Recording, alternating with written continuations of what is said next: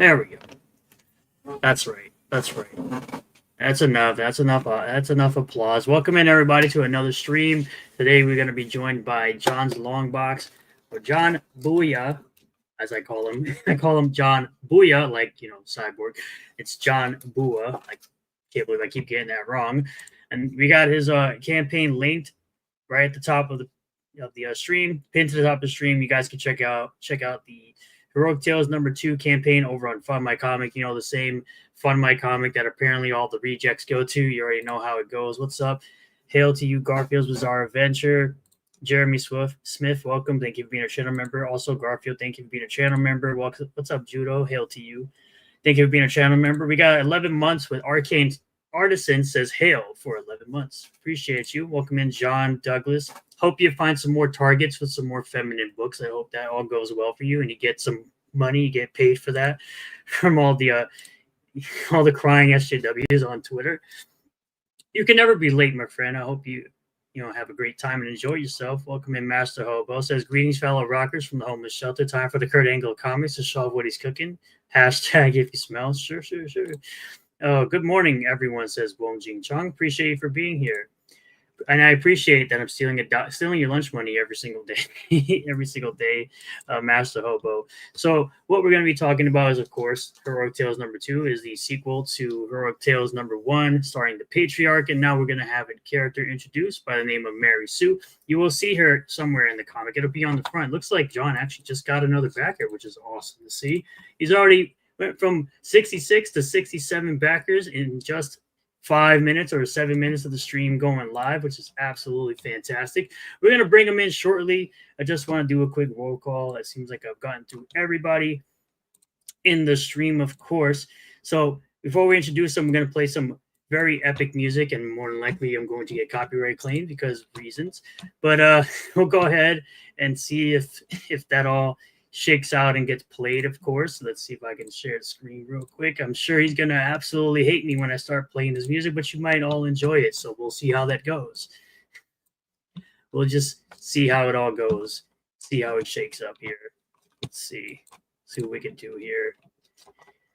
What else we got? What's up, Binoc? Thank you for being a channel member. We're going to share this and add this to the stage. We're going to play his intro music now. So let's get the music started, and hopefully we don't get copyright destroyed right now. We'll see. Let's see. Let's go ahead and play that music.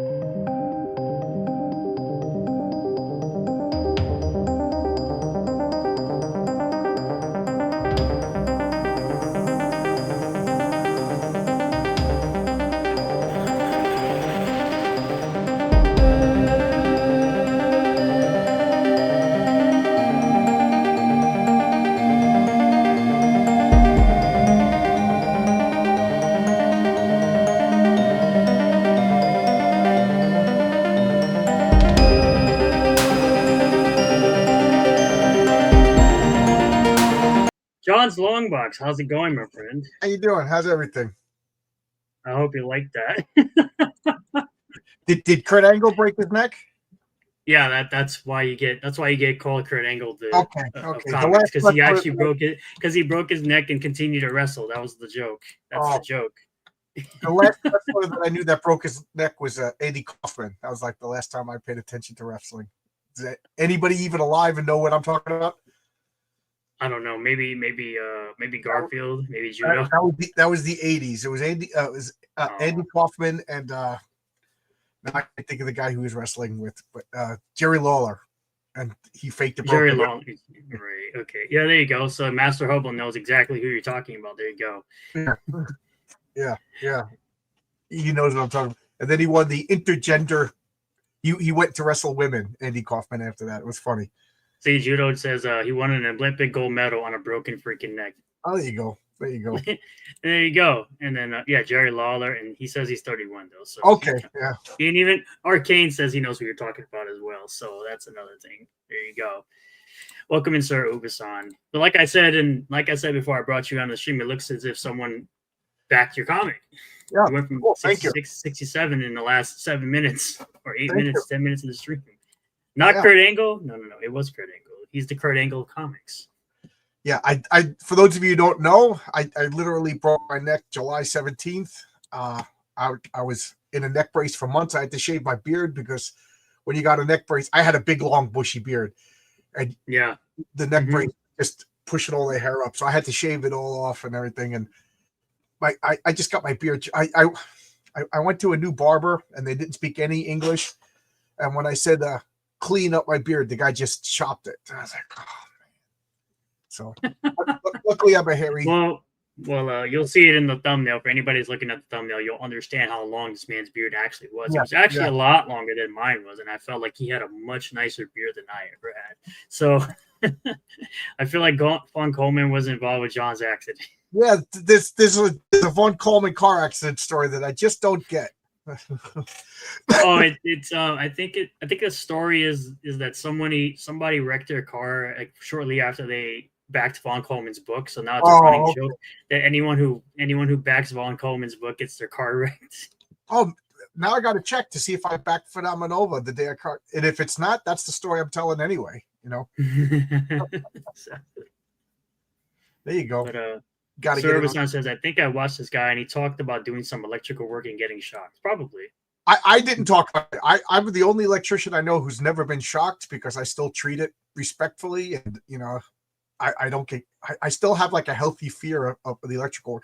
But I talked about a bunch of other guys who got shocked, who just get reckless and everything. But my big electrical story is I was talking to Chuck Dixon and the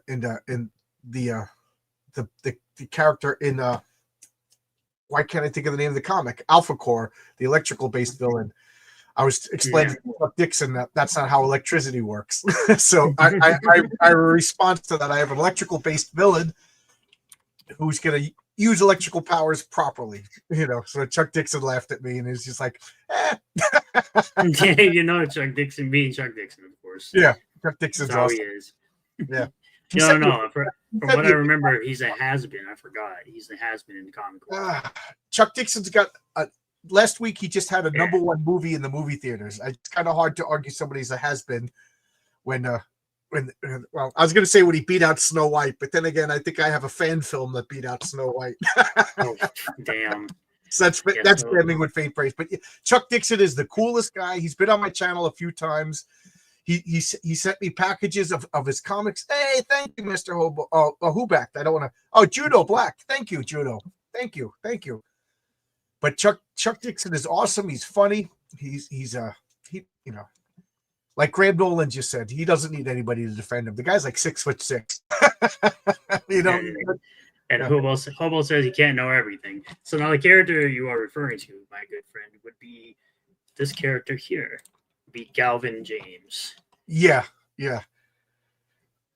That's it was funny because Chuck was like paying attention, you know, he's interested in everything. But I was like, Chuck, he's barefoot on the ground.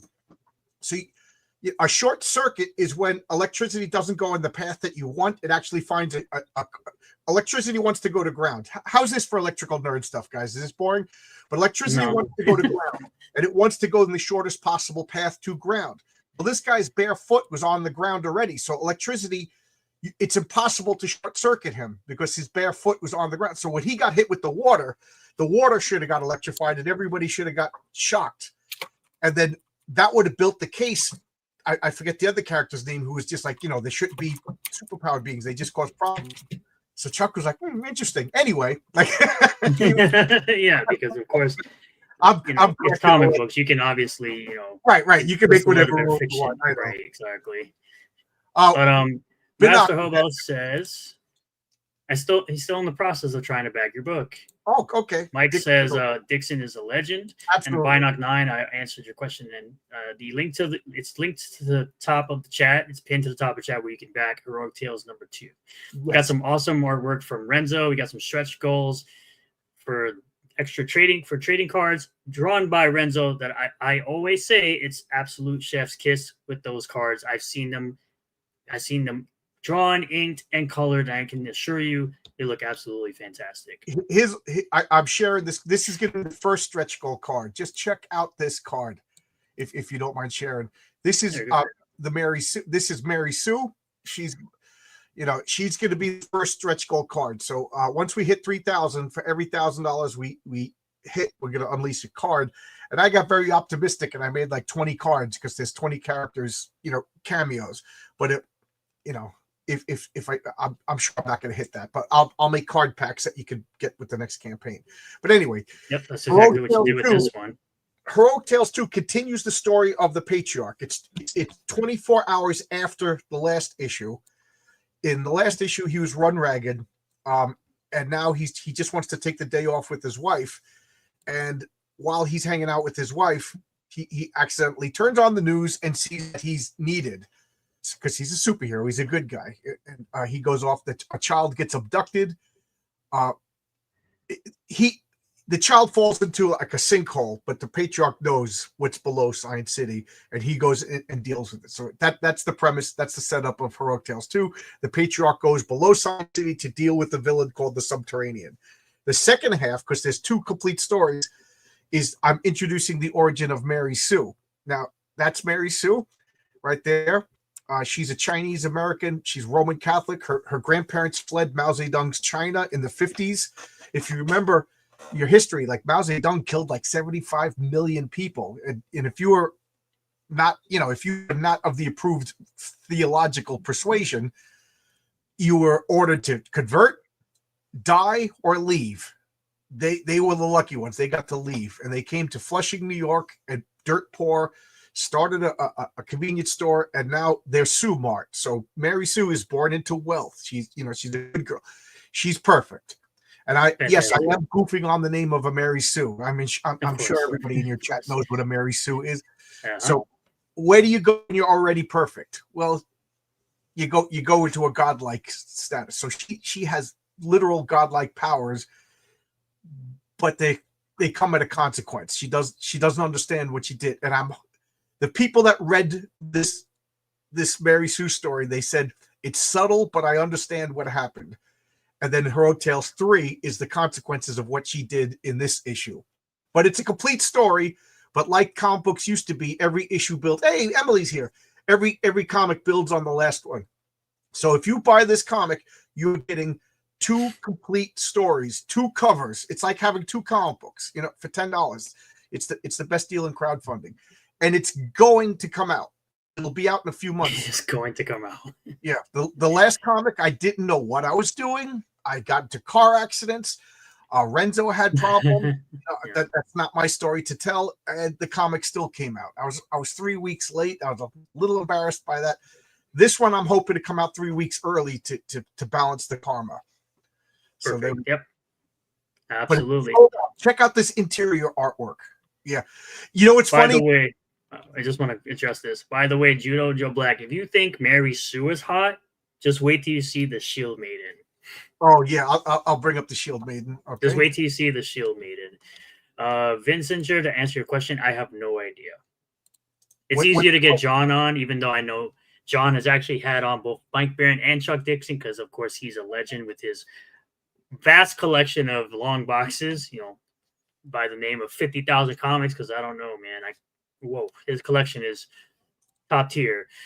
Dixon is a legend and a class act. The Horseman is the best Ripperverse book thus far. Yes, John is the Kurt Angle of comics, while Renzo is The Rock. Okay, so now you're gonna have to make me do another meme. Are we really doing this? Am I gonna have to do this, Master Hobo? Come on, I have to do this? Okay, fine, I'll do it. The Great Leap Forward killed more than the Holocaust, says Garfield's Bizarre Adventure. Yep, absolutely. And nobody knows about it, and it was more recent. I mean, it was 10 years more recent, but still, nobody talks about it. Since somebody brought up my comic collection, I always got to show this picture. Yeah, we're going to do that for sure. There's my comic book room. It's right behind me. That's my collection of comics. So, yeah. So, if you need an encyclopedia, just go hit up John's Longbox. See, that's the thing. That's the reason that's the main sole reason you should subscribe to John's Longbox, simply because he's going to come at you with the comic knowledge based on what type of collection he obviously has. He'll even tell you if comics are bad. And by the way, me and John disagree on ISOM and disagree on Cyberfrog. And right. He's still here. Agree and get along. It's possible, ladies and gentlemen. It's possible. Yes. Although my buddy loved Horseman, so I'm gonna get the 2 number ones. The one shot and then the beginning of the my buddy Mike and I, we both love our vigilante heroes. So there we go. Right. So Master Hobo says, so you mean Vaughn caused your car accident, right? Yeah. Why not tumble more into that? Yeah. I'm not asking forgiveness. I'm just telling you what happened, and I'm gonna try to make up for it. So Well, I mean, absolutely. We hear, we're always about that transparency. So as creators have stated, that if you are transparent and you tell your audience about your circumstances, they'll be understanding, and you give them updates, they'll be understanding, as we all were. right. And at the end of it all, Heroic Tales #1 came out, released, sent out and shipped out and delivered to people, and everyone seemed to love it for the most part. I'm really impressed. Because I did all the delivering myself. I did well, I didn't draw it, I didn't color it, I didn't letter it, but I did all the shipping and everything like that by myself. Nobody complained that any books were bent or beat up. Comics Wellspring sent them to me, and they were not one was damaged. I'm real happy. This campaign, though, I got myself more streamlined. There's things that I did that were wasteful money. Now I'm being a little bit more careful with the money. I'm doing. I hired people that I had to fire. You know what I mean? I'm not mentioning names because I'm not here to hurt feelings. But I got like the team now, the Avengers working together, and everything is just going so fast. You mentioned the Shield Maiden, so I brought up this picture of the Shield Maiden. You guys like hot chicks? Yes, absolutely. So here we got the Shield Maiden. So if anybody was wondering, when as Master Hobo mentioned earlier, if Renzo draws beautiful women, it's an absolute fact that is a real thing. So we do have the Shield Maiden here, which this is actually one of the cards as well that you would be receiving if you reach a certain milestone. Yeah. Every $1,000 from this.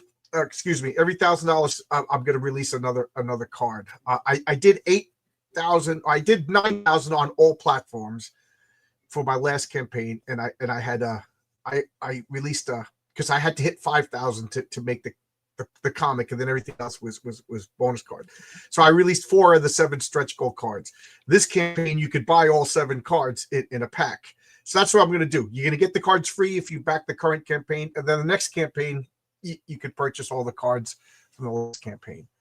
I get a kick out of the cards, and you know that the back of the cards has their role-playing stats. If anybody goes to an old dusty hobby shop and buys a copy of Villains Vigilantes, my favorite role-playing game, you're going to get all the stats on the back. So, designed by yours truly.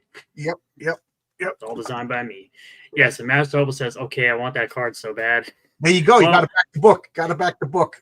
Yeah, you got to back the book, homie. Let me know what's up. I'll see what I can do for you. Yeah. I have to grab that card. So it's funny because Renzo. I'm not sure. I'm not sure. Not so good.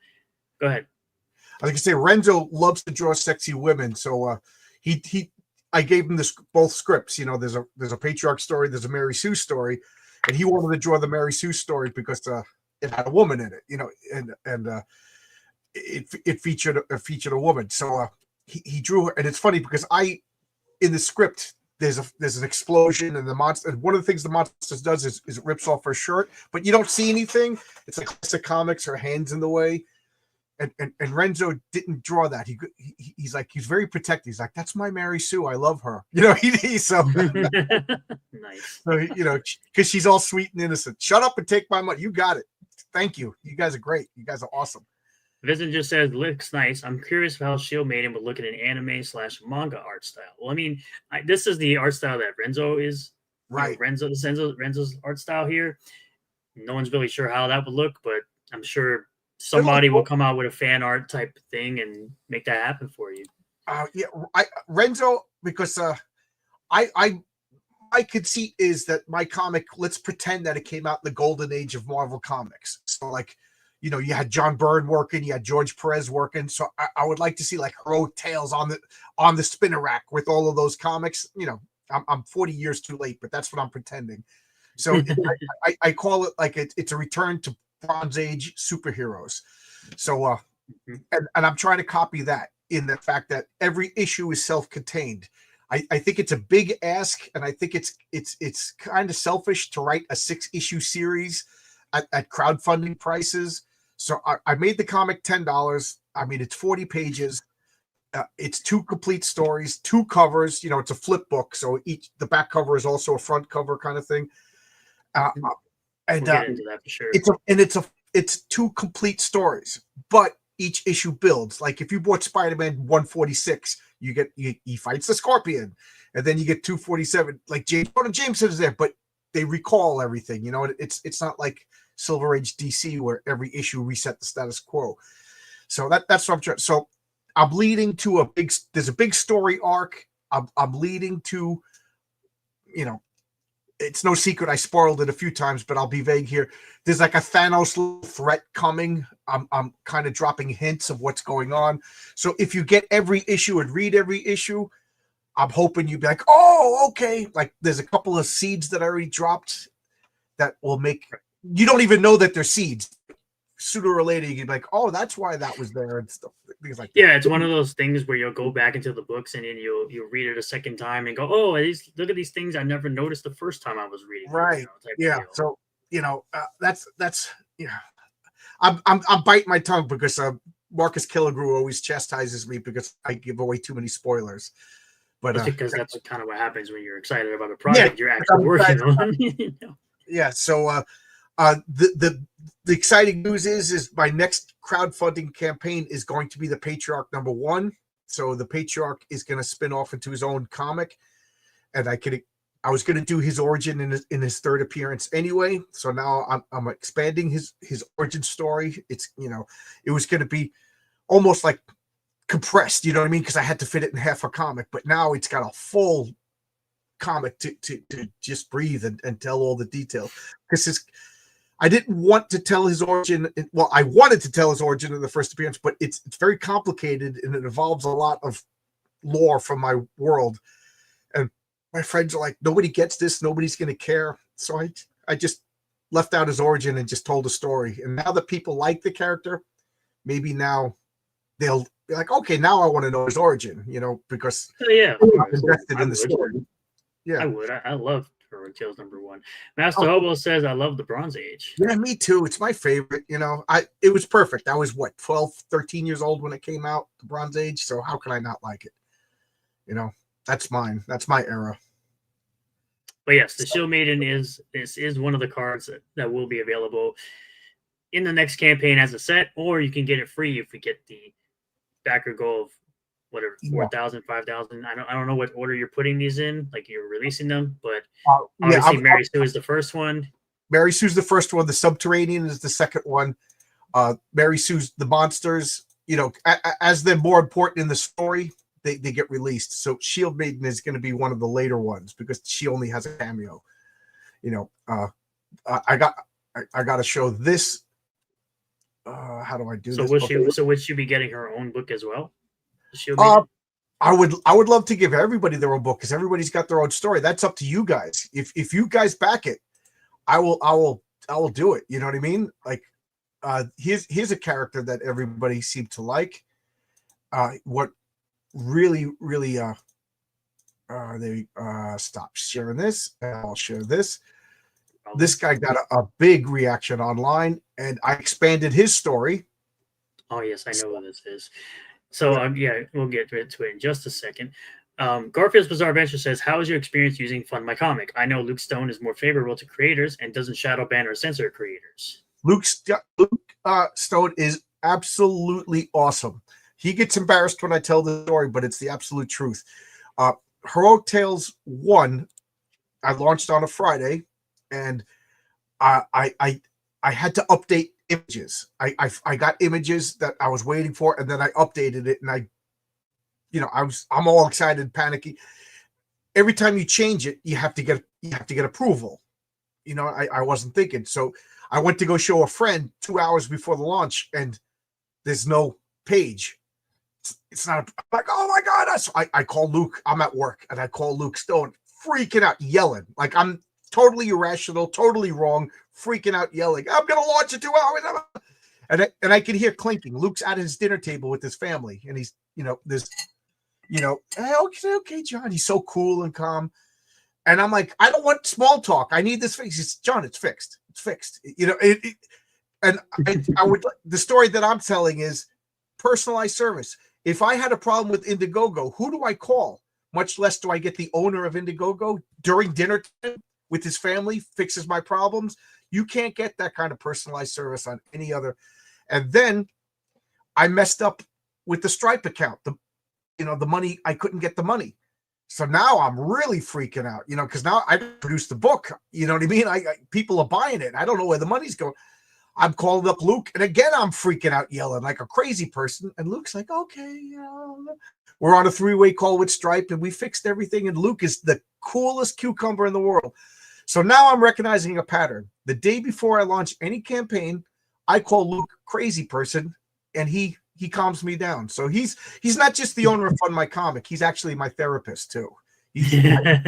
That's why I'm a little upset over that guy the other day when he called everybody on Fund My Comic rejects. I'm just like, I'm a small time guy. This is my first campaign. I'm pretty proud of the fact that I made a profit on my first comic. Did I make enough to live? No, but I'm a construction worker. That pays my bills. This is something that I do for fun and for the love of it. And this other guy's making fun of me, and I'm like, dude, you can't get personalized service like that. It's only a matter of time before that guy's kicked off a Kickstarter because of the type of comics he makes. You know what I mean? And I don't really care about keeping the name secret. The guy was it's Mike Wheeler. I don't really care. Me and him have like a love-hate relationship type of deal. So, I mean, whatever. But yes, the Master Hobo says, give him a Shield Maiden poster. Posters are tough though, because what do you do? Do you fold them up and then you get a poster with creases, or do I send them in a round tube, and that's a lot of money. So if I will do whatever the people want, people wanted more King Fu, I'm giving them more King Fu. People wanted more Patriarch, I'm giving them more Patriarch. You know what I mean? Yep. Speaking of King Fu, we now have a King Fu on the screen, which again, this is another one of those cards you can get as part of this campaign. Yeah. Which, by the way, welcome in, Hero Darky. Darky says, I love the Heroic Tales, the first issue. Cool, thank you. He's been on my channel a few times. Good guy. He makes his own comics. Good guy. Mm-hmm. I've actually had him.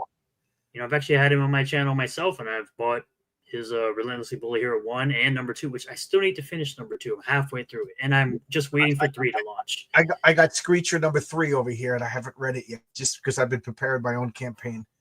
But that's one of the things. Sounds like a good idea. There's all this drama in this comic book world, but we forget this. There's literally 100 guys that are the coolest guys in the world, and we focus on the same 4 drama makers all the time. Right. It's exactly why I do these things. I do these interviews like this. I do these streams like this, because there are good comics out there, and I would gladly bring on anybody who's a small creator who wants to show their work on my channel.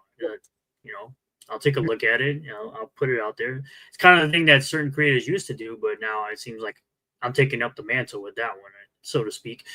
So, I mean, nobody likes the weirdos, according to Judo Joe Black. Am I cool?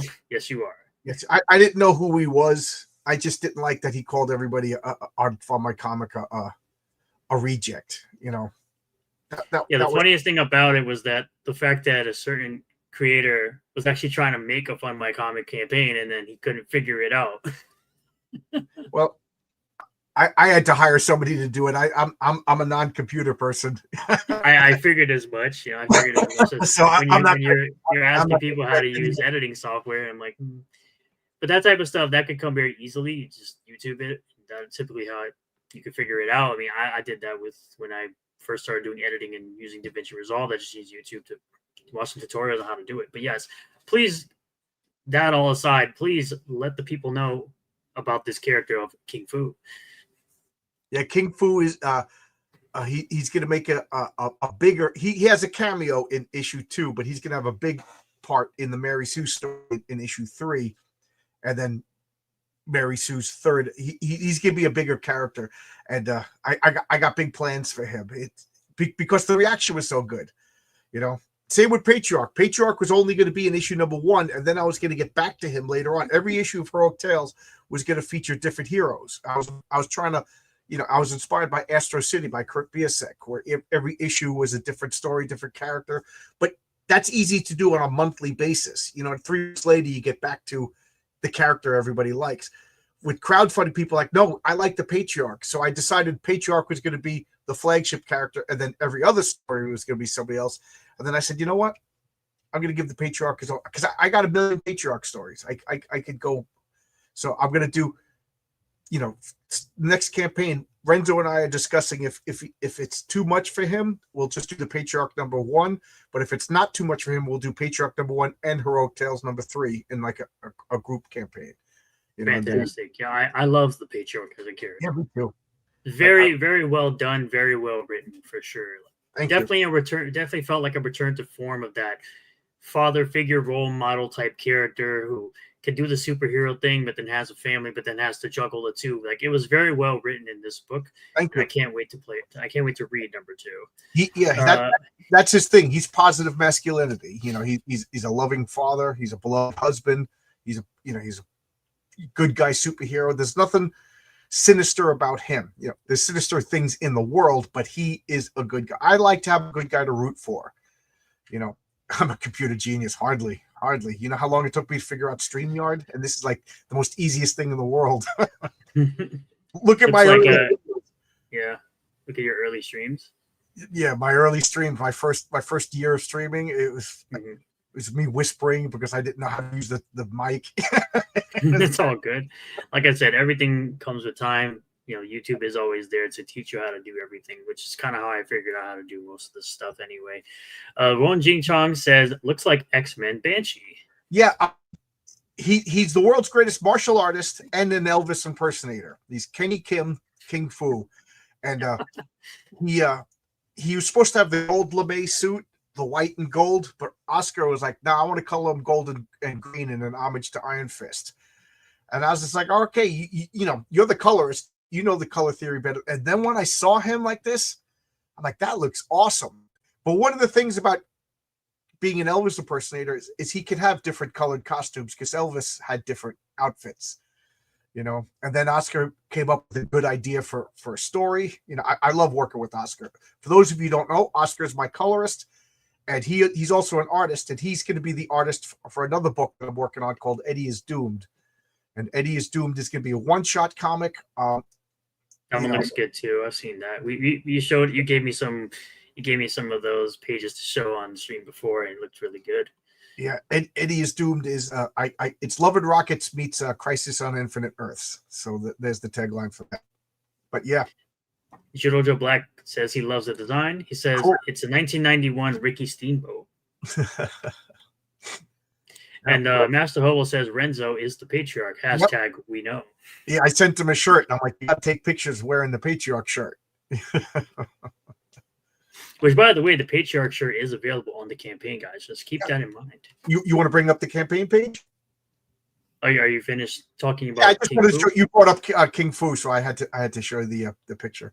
I'm sorry, I'm spoiling the characters as I know all about all the cards already. Cool. I just love when I was looking at them in the Google folder and I saw them all being colored. It's just like I'm like, wow, this looks amazing. Like a lot of oomph in the coloring for sure. Let's bring up the campaign, and then we're right here on the interior pages, so you guys can get an idea of what the interiors will look like. Of course, drawn by Renzo, and who is the colorist again? The Patriarch is colored by Daniel De La Silva Rodriguez, no relations to Renzo.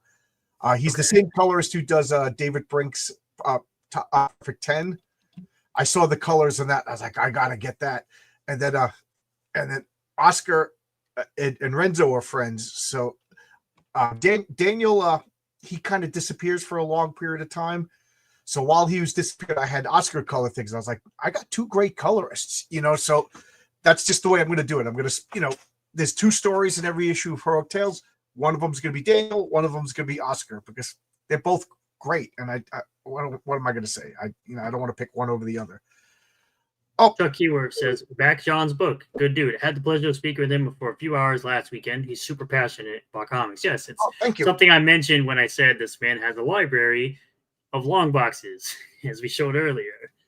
Yeah, I got like 158,000 comics, I think. No, 58,000, not 158. I got about 170 boxes, which is about 58,000 comics. So this is the Patriarch and his wife. This is what he would rather be doing. He's got 7 kids, and then if you scroll down, this is just like the first couple of pages. So they're talking, she's like, oh, good, you're going to take the day off. That's good.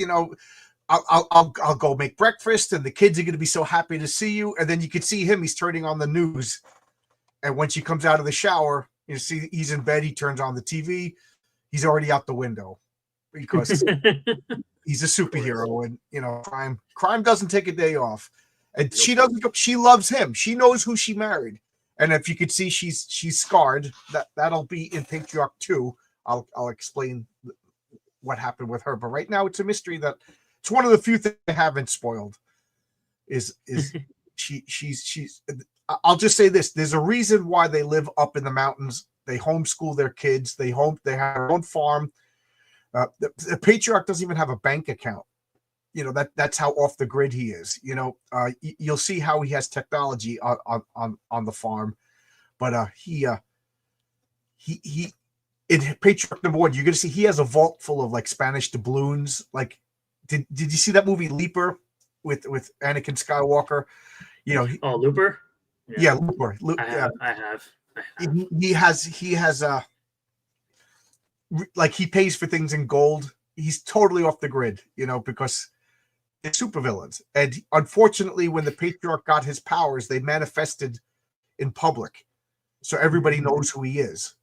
You know what I mean? So just imagine if everybody knew who Bruce Wayne is, Alfred is going to be a target.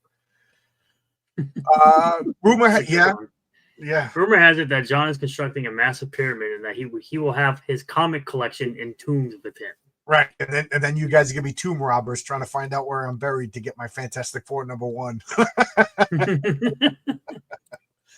I don't blame you. I don't blame you. Scroll down a bit so you can see. Of course. He's flying. You guys can see the shirt here. It looks like somebody bought one too. Yeah. Oh, yes. I'm looking at the art, but that's the Patriarch shirt. I got every size that you could possibly want. They're if you can see, the back looks like a cape. Here, I'll show you one right here. They're really good. They're really comfortable. They're sublimated, so like when you put them in the wash, they're not just. It's not just an iron-on that's going to come off. Like the whole shirt is dyed. Oh, I can do this. And the back looks like the cape and everything. I found he had a better look. Yeah, these are so good, and they're comfortable. I got whatever size you want.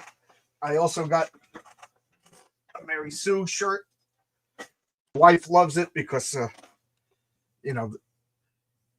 that's Mary Sue's symbol. What it is Mary Sue is a nerd, and when she went to college, she got teased and made fun of by everybody else because she's a virgin. She doesn't drink.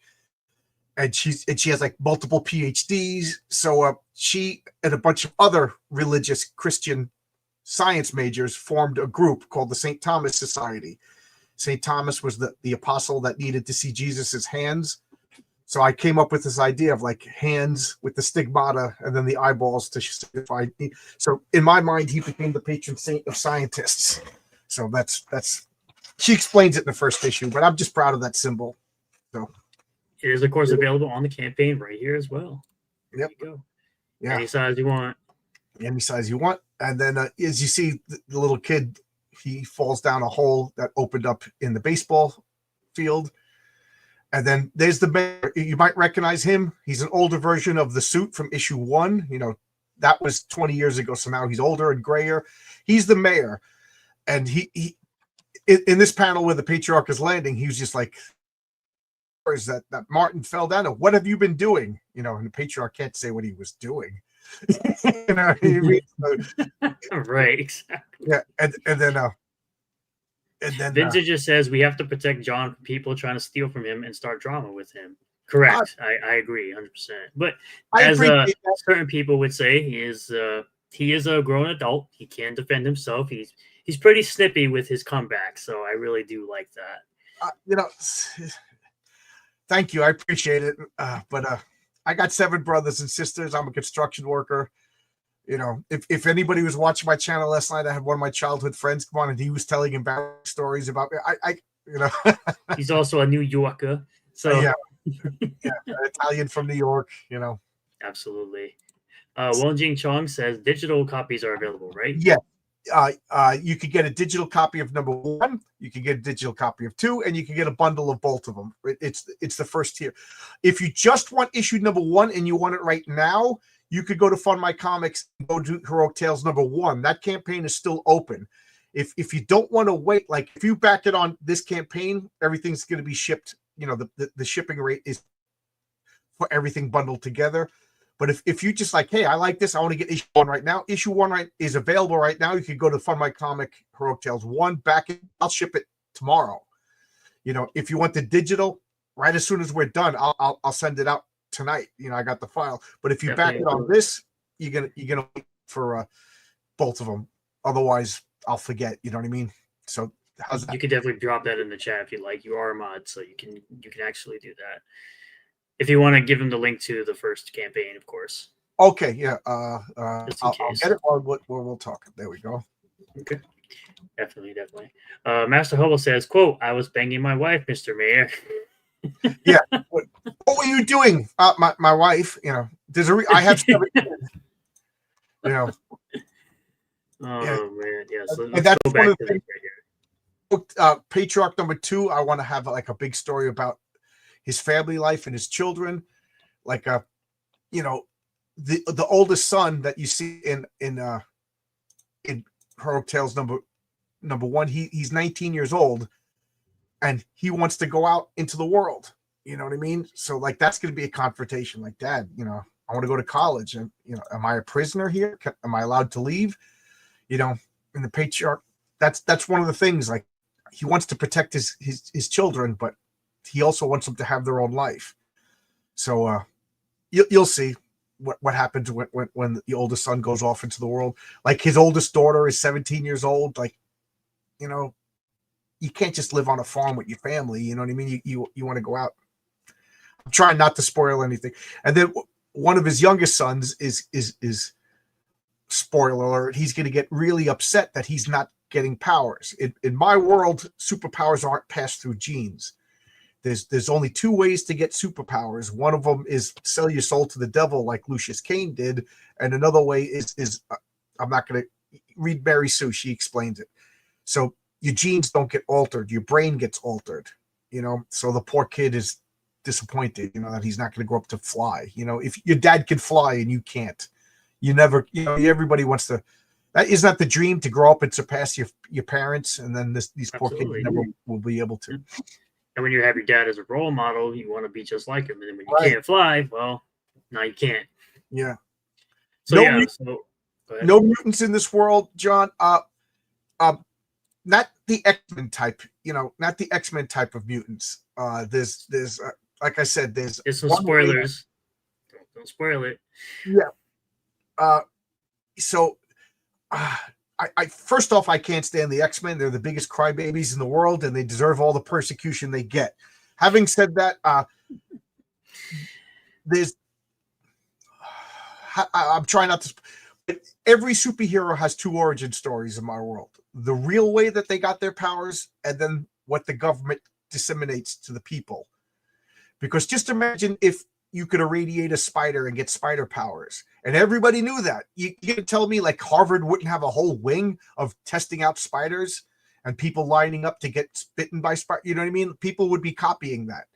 That's a very interesting take on that too. You know what I mean? So the government is purposely what's the word? Disinformation, so that people aren't. We got a bit of a disagreement in the chat. Well, we have agreement with he agrees with you on the whole X-Men discussion, but it looks like Hobo says, "What is this blasphemy?" The X-Men is I got in trouble years ago. Back, you guys remember message boards? Yeah, I think it was like 2004. I was on the DC message board, or the Marvel message boards rather, and I wrote an article called "The X-Men Deserve Persecution," and this is when the woke stuff was really in its infancy. So you could imagine the hatred I got for writing that article. And it was just a list of everything that the X-Men have ever done. We just want to be treated like everybody else, except when Magneto gets arrested and brought before the world trial. We're going to break him out because he won't be treated right. He's getting a trial. That's You know what I mean? And then, oh yeah, Sabretooth gets arrested. We're going to break him out, hide him from the authorities, this cannibal serial killer is going to live in the X-Men mansion until he abuses Psylocke and other people and escapes again. You know what I mean? I just love it. We just want to be treated like everybody else, except we're not going to stand trial. We're not going to go to jail. We're better than that. You know? So. Yeah, and then Garfield says it's also a hot take. Yeah.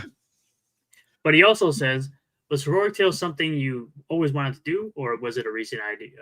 Okay, good question.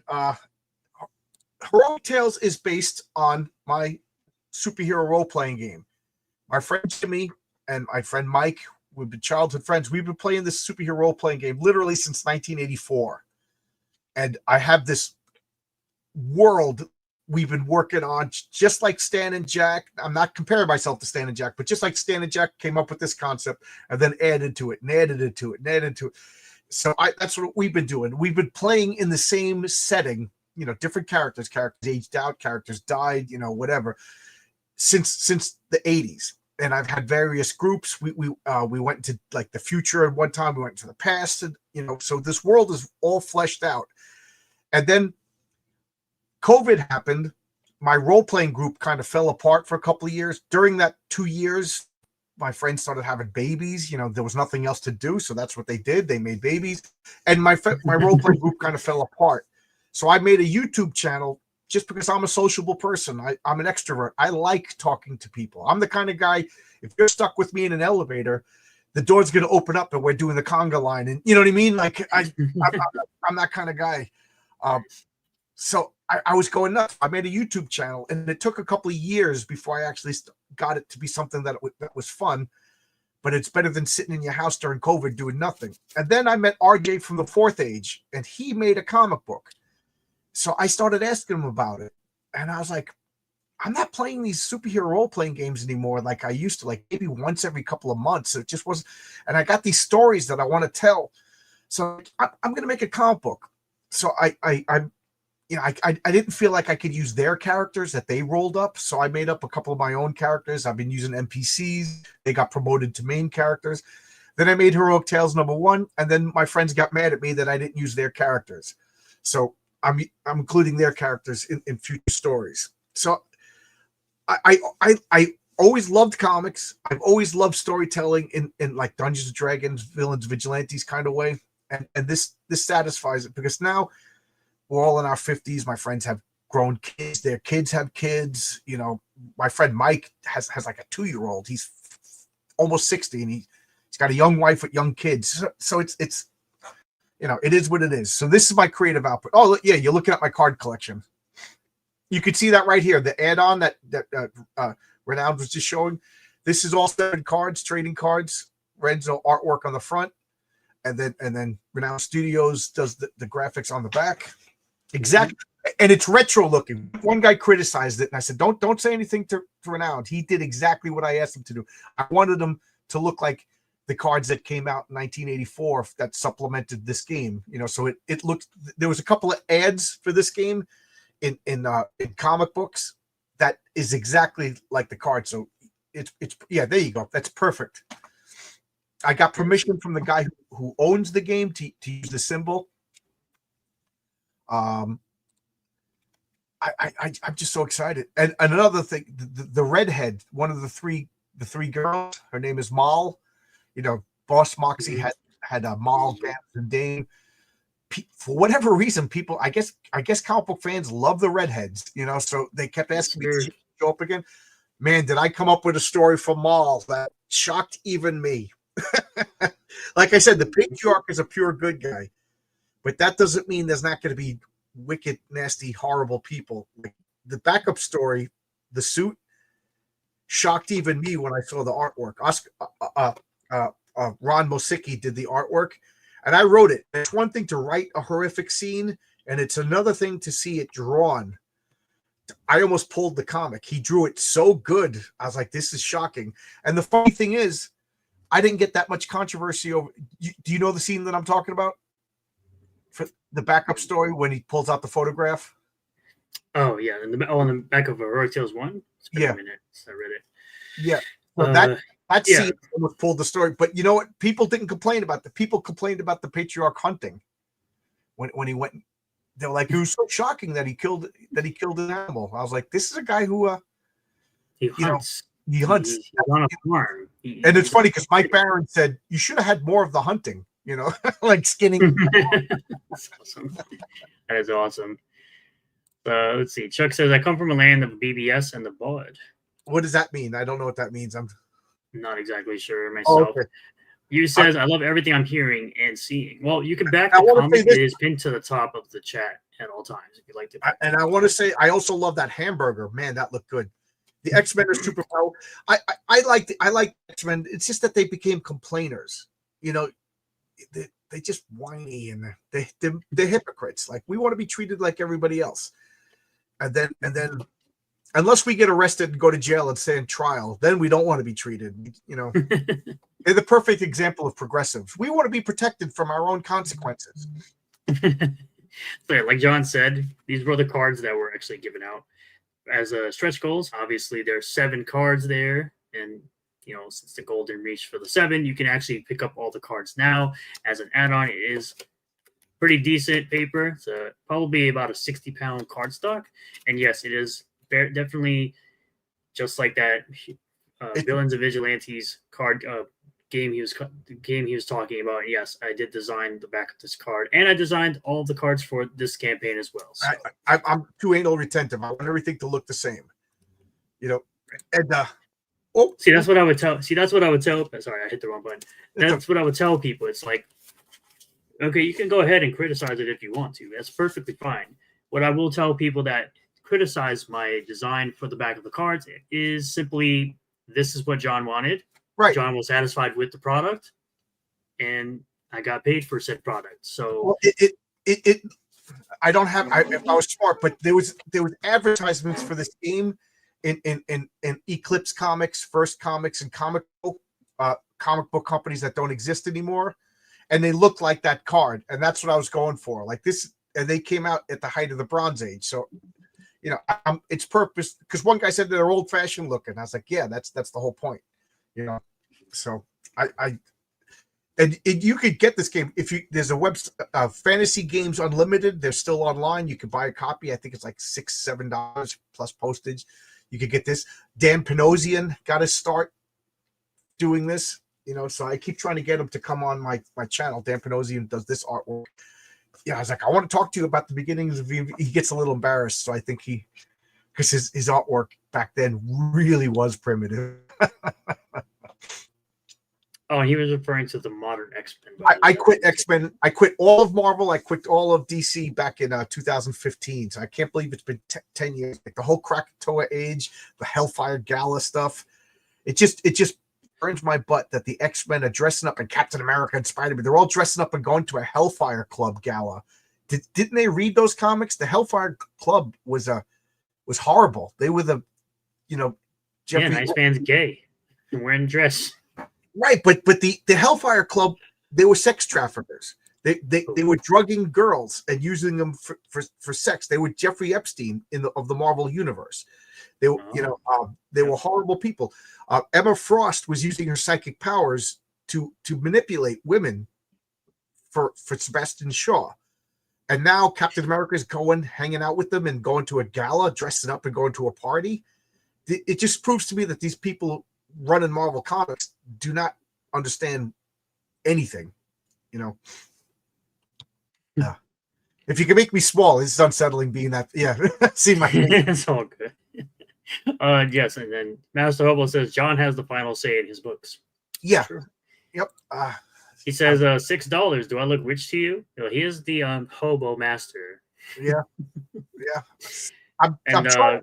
I comic books should be affordable. I don't want to say cheap. I used to say cheap, and then Marcus Kelligrew was like, "Don't say cheap, say inexpensive and affordable." But he's absolutely right. Like, my comic is $10. I wish I could make it cheaper, but I also don't want to be like the SJWs who are like, "Don't worry, I'm not making a profit." I'm not making a profit, so don't worry. But I got to be able to pay for the next issue. Like, I laid out the money for the first issue, so Heroic Tales 1 paid for Heroic Tales 2, so it's coming out because it's already paid for. The money's allocated. You know what I mean? It's in the account. What we're raising money for is issue number 3, and unfortunately, I can't make an issue with $2,000. I got to make at least like $4 or $5,000 for the next issue to come out. It's just that, you know, it's about $200 a page. Is you know. Yeah, the Hellfire Club or Rich Club. If you remember Jason Wingard, Mastermind, look at the art. Look what he was having Jean Grey murder people. If you remember, he was, and they were passing around Jean Grey as a sex toy. They weren't good people. They deserved to be annihilated. The X-Men were merciful to the Fire Club.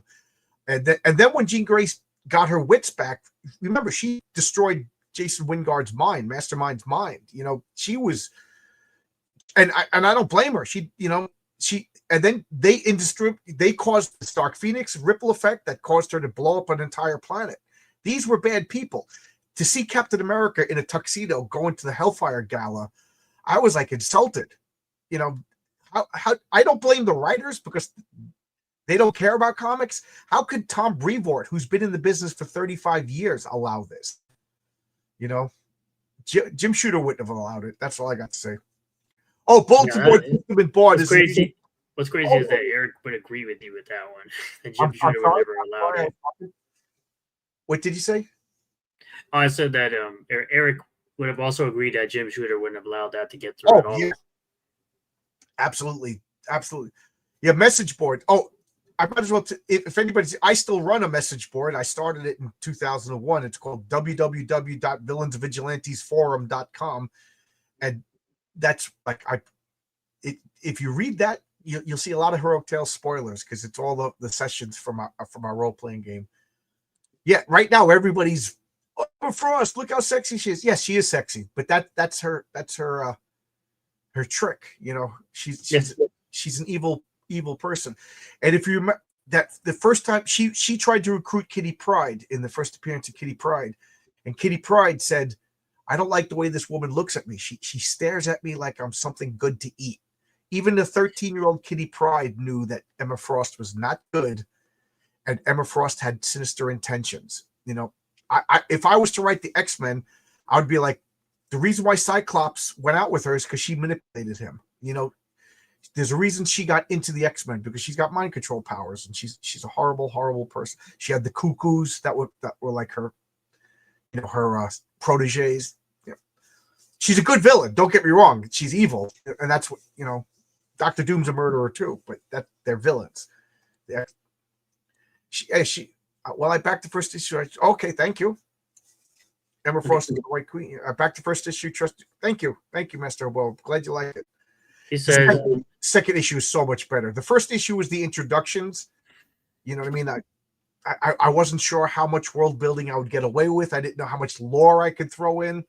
So I opted on like a kind of a light introduction, you know, get your toes in the water. Now we're jumping in head first. You're going to see my comic is superheroes, Dungeons and Dragons, and H.P. Lovecraft sprinkled on top for some spice.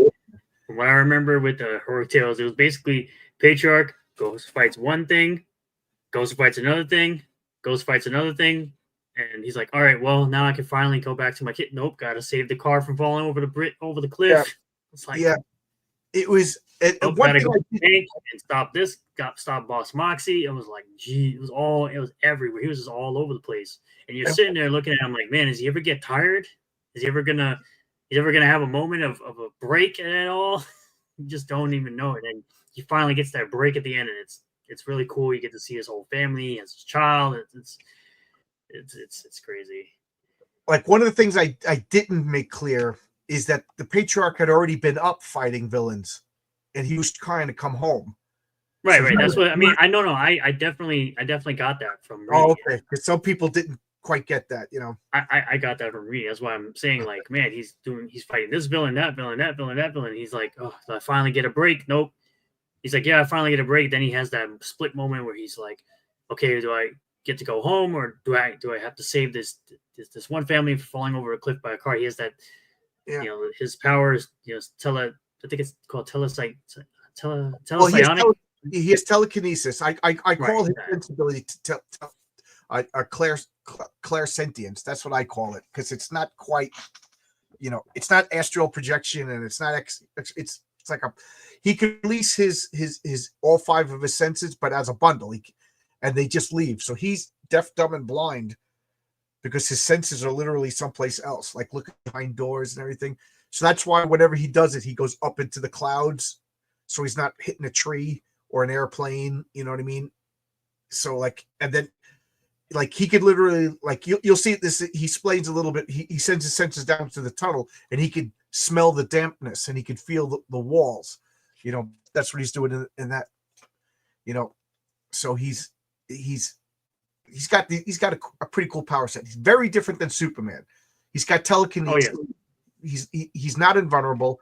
That's why in issue 1, when Boss Moxie pulled the machine gun on him, he talked him down because the machine gun is really bad for the Patriarch. He has to deflect every bullet. So it's very easy for him to lose concentration and get hurt, or worse, deflect the bullet, not pay attention because he's worrying about the next bullet, and then somebody else gets hit. You know what I mean? So he opted for talking him down.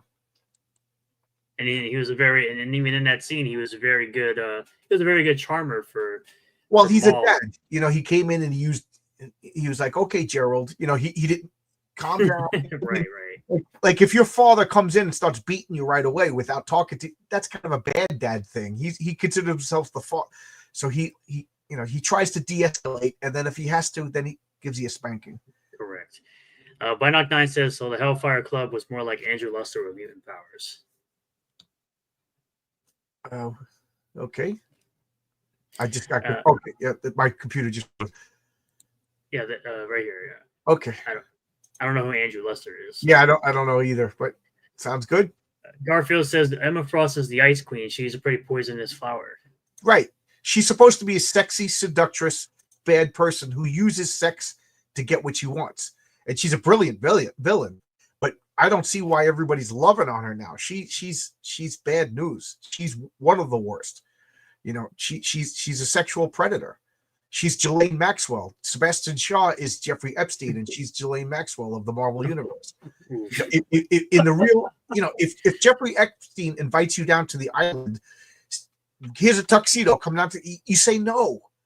Captain America doesn't go. The Fantastic Four don't go. The Marvel people, they completely dropped the ball on what the Hellfire Club was.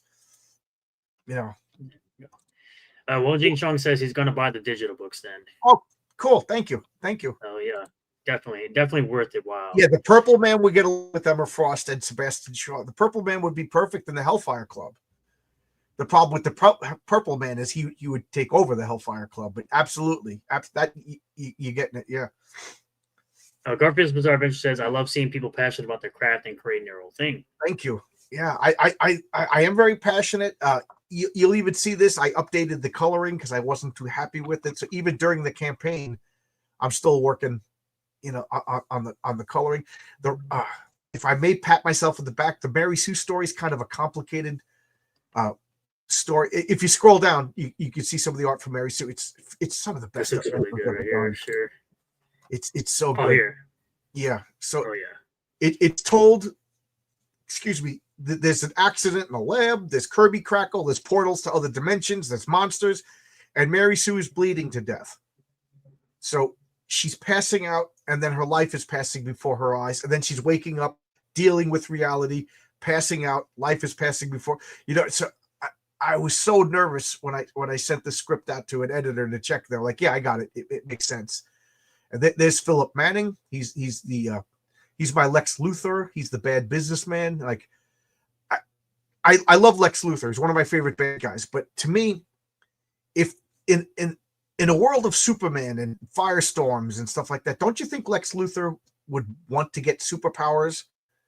You know what I mean? Like, it doesn't matter how rich you could get if a guy could fly across the country and, fly in space and shoot lightning bolts. So what he's doing, he's rich. He's at the top of the food chain. But now there's superheroes. There's the Patriarch who could fly and do cool things, be bulletproof. There's another superhero who could live forever kind of thing. So Philip Manning is trying to understand how superpowers work so he can get superpowers. And he hires Mary Sue, the young, brilliant genius, to do this. Well, the wrong person got the powers, as you see by that panel. So that, Perfect. spoiler. Hell yeah. Master Hobo says the patriarch had to stop by and get some dinner on the way home. He's got 7 kids. He's got He a got wife. 7 kids. Yeah. Yeah. And they're all farmers. They eat. Visinger says, nice. I want to ask, what will be the pros and cons for the patriarch's Good telekinesis? question. Good question. It's funny because I'm a construction worker, and a bunch of guys bought my comic, and one of the guys was just like, so he's got telekinesis, so he's not really super strong. He's not really invulnerable. I said, no. I said, his mind is evolved, but his body, he's a 43-year-old guy who works out, eats healthy. He's a farmer kind of guy, so he's in shape. But if you were to punch him, you could take him out. So my buddy James goes, so if he's distracted, you could easily defeat him. I was like, bingo. So that's one of the things. I'll give a spoiler, but that's one of the things Dr. Robug figures out how his powers work. So the way comic books work, Dr. Robug's going to show up with a master plan to defeat the patriarch, because he now because he uses his telekinetic powers. Like, he picks up the car. He's mimicking super strength. He's not super strong. He's mimicking invulnerability because he's literally stopping the bullets with a telekinetic shield. That's Dr. Robug right here, by the way. Yeah. There's that's original artwork from Renzo. I got him right there on the table. He sent me a big pack of artwork. So if you get that, the man's good. Yeah, he's so good. He's so good. So does that answer your question for Ginger? Hopefully that answers your question, Visinger. Appreciate you for asking the question. He's got what I like to call Marvel weaknesses. They make sense. So Binoc9 explains by saying Andrew Luster was the Max Factor heir who drugged many girls and had his way with them while they're unconscious, but he's locked up. He's been locked up for a very long time. Oh, yes, I heard about that. Yes. That was yeah, I remember that case now that you brought it up. The bad guys are bad in this book. If you read, I didn't outright say it, but you could figure out what Dr. Robug was up to too. Yes, sir. Garfield's Bizarre Adventure says modern Marvel writers have their heroes act like villains. I still remember seeing Aqualad murder a bunch of teenage kids because they were being assholes to him and his boyfriend. It's insane. Oh man, yeah. One of the X-Men killed a 7-Eleven clerk because a plastic yoke killed a turtle or something like that. Yeah, these modern Marvel writers don't understand heroes and villains. The patriarch is a hero. He's not going to cheat on his wife. He's not going to beat up his kids. He doesn't even want to beat up the villains. He will if he has to. You know what I mean? But he'll always try to de-escalate. He considers himself the father of Science City. So Science City is his jurisdiction, and he's not going to come barreling in, beating the crap out of everybody. A good dad assesses the situation, and if you need a smack on your butt, he'll give you a smack on the butt. But there you go. He says he had a typo. He meant to say modern comic book writers. Aqualad is DC. Yeah, of course. Yeah. Same thing. Marvel and DC, they're both garbage these days. Yeah, that's why everybody. That's why I see more people buying from Image and Dynamite, myself included, buying quite a bit of Dynamite stuff, considering they're down doing a bunch of comics of old cartoons I used to watch. Sir Ulan says Mary Sue. Yes, Mary Sue is the name of the other character, this Chinese girl. Sue is an actual Chinese last name. So I had the idea for these powers. Like, I wanted to. Everybody loves the Scarlet Witch these days. Oh, she's the most powerful superhero. But they don't understand how her power work. So I wanted to make a response to how the Scarlet Witch is supposed to work. And then I was like, everybody's going to call her a Mary Sue. So I just beat you off with the punch, and I call her Mary Sue. So she literally has like these, she could rewrite possibilities. So like, if she's not really using it to the max, she could cause like improbable to happen. Like, a water main will burst and hit water in the face kind of things. Like, like the Scarlet Witch is supposed to. But if she's really, really using it, she could rewrite time and space. Like, the way I describe it is, okay, me and Renowned are walking down the street and a car comes and hits Renowned. Mary Sue's like, oh, no. She changes probabilities. Well, that car then hits me. So what's the better outcome? You know what I mean? Like, so Mary Sue, she's like, oh, geez, like if I use my powers, it could have an an unforeseen consequence that I'm not comfortable with. So there's going to be times in the future issue where people like use your powers, and she's like, no, you don't understand. That could make it worse. So like she's super smart, but even she can't see all of the possibilities of rewriting time and space. Yeah, Vaughn hits renowned with the Vaughn's car instead. Yeah, And John, yeah. Very good. Remember the villain group called the Marauders were slaughtering many of the Morlocks. yeah. There you go. Garfield's Bizarre Adventure says, also, a lot of the modern comic writers hate the main demographic who buys comic books, straight men, but especially straight white men. It's why they want to destroy the Punisher and his brand. Yeah. They massacred the Punisher to the point they damaged the brand, which is so stupid. It was one of the most popular Marvel comics. You know what I mean? The character was selling product, everything. It was one of the only money makers for Marvel, and they just character assassinated. It makes no sense. What a way to run a business. You know, I just don't get them. They're whatever. So I made up a vigilante. So issue 3, I'm gonna have a character called the Raven, who's like a Batman Punisher type. Oh, and yeah, he looks awesome too. He looks awesome, and Ren was chomping at the bit to draw it. It's gonna I can't wait. I can't wait. But you know, the Patriarch is a pure good guy. The Raven, now he's an undercover cop. So just so he's working with the mob. He's been in it so long that he's working way up in the mob, and he's sitting at the dinner tables, and he gets a guy arrested, and the next day that guy's there again. He goes, yeah, you know, I got arrested. That lawyer got me out, blah, blah, blah. And he's just like, you know, I worked on that for 4 months, and this guy's just walking. He's just getting livid. And then one night he puts on a costume, and instead of getting these people arrested, he just busts their knees and busts their spine so that, okay, you're not going to jail, but you ain't committing crimes no more. And then during all of this, he gets a phone call from his wife, and you know, he loves his wife, he loves his kid. You know, there's a lot of family stuff in my comics. So he gets and his wife says, I want a divorce. You know, so just imagine you're a borderline lunatic superhero. Now you're going through a horrible divorce. Who are you going to take it out on? The guy who's mugging old ladies in the streets in Science City. There you go. Garfield says, Horseman versus the Raven, clobbering time. Yeah, I was thinking of that, but my rule for clobbering time is the character has to be published. You know what I mean? So I can't do anything with the Raven until the comic actually comes out. So yeah, there you go. You just wait for the comic to come out, and then you do it. Yeah, that's Heroic Tales 3. Heroic Tales 4 is going to explain time travel and the multiverse. My rules for both of them. Don't worry, there's no extra dimensional patriarch going to come and swap in and, you know, be a woman or a lesbian, or, you know what I mean? There's only one throughout all of the dimensions. There's only one. There's only one renowned, because the way the universe works in my world is each universe has slightly different rules of physics. So they're not carbon copies of each other. So it's impossible. If you went to the next universe over, you probably wouldn't even know you're on Earth, because, you know, there was some sort of divergence back, or the laws of physics are that different, you know. So there's never going to be a Mary Sue from another dimension who just comes back to replace the one I killed off. That is the cheapest trope going in the world today. I'm tired of the multiverse, but yet, you know, I love the idea of different dimensions. Oh yeah, yeah. Horseman vs. Raven would be good. Would be good. I just got the Horseman is a little bit more calculated, right? Yes. Yeah. So because he has to make sure that he doesn't get his family killed. Right. Well, the Raven is got nothing to lose.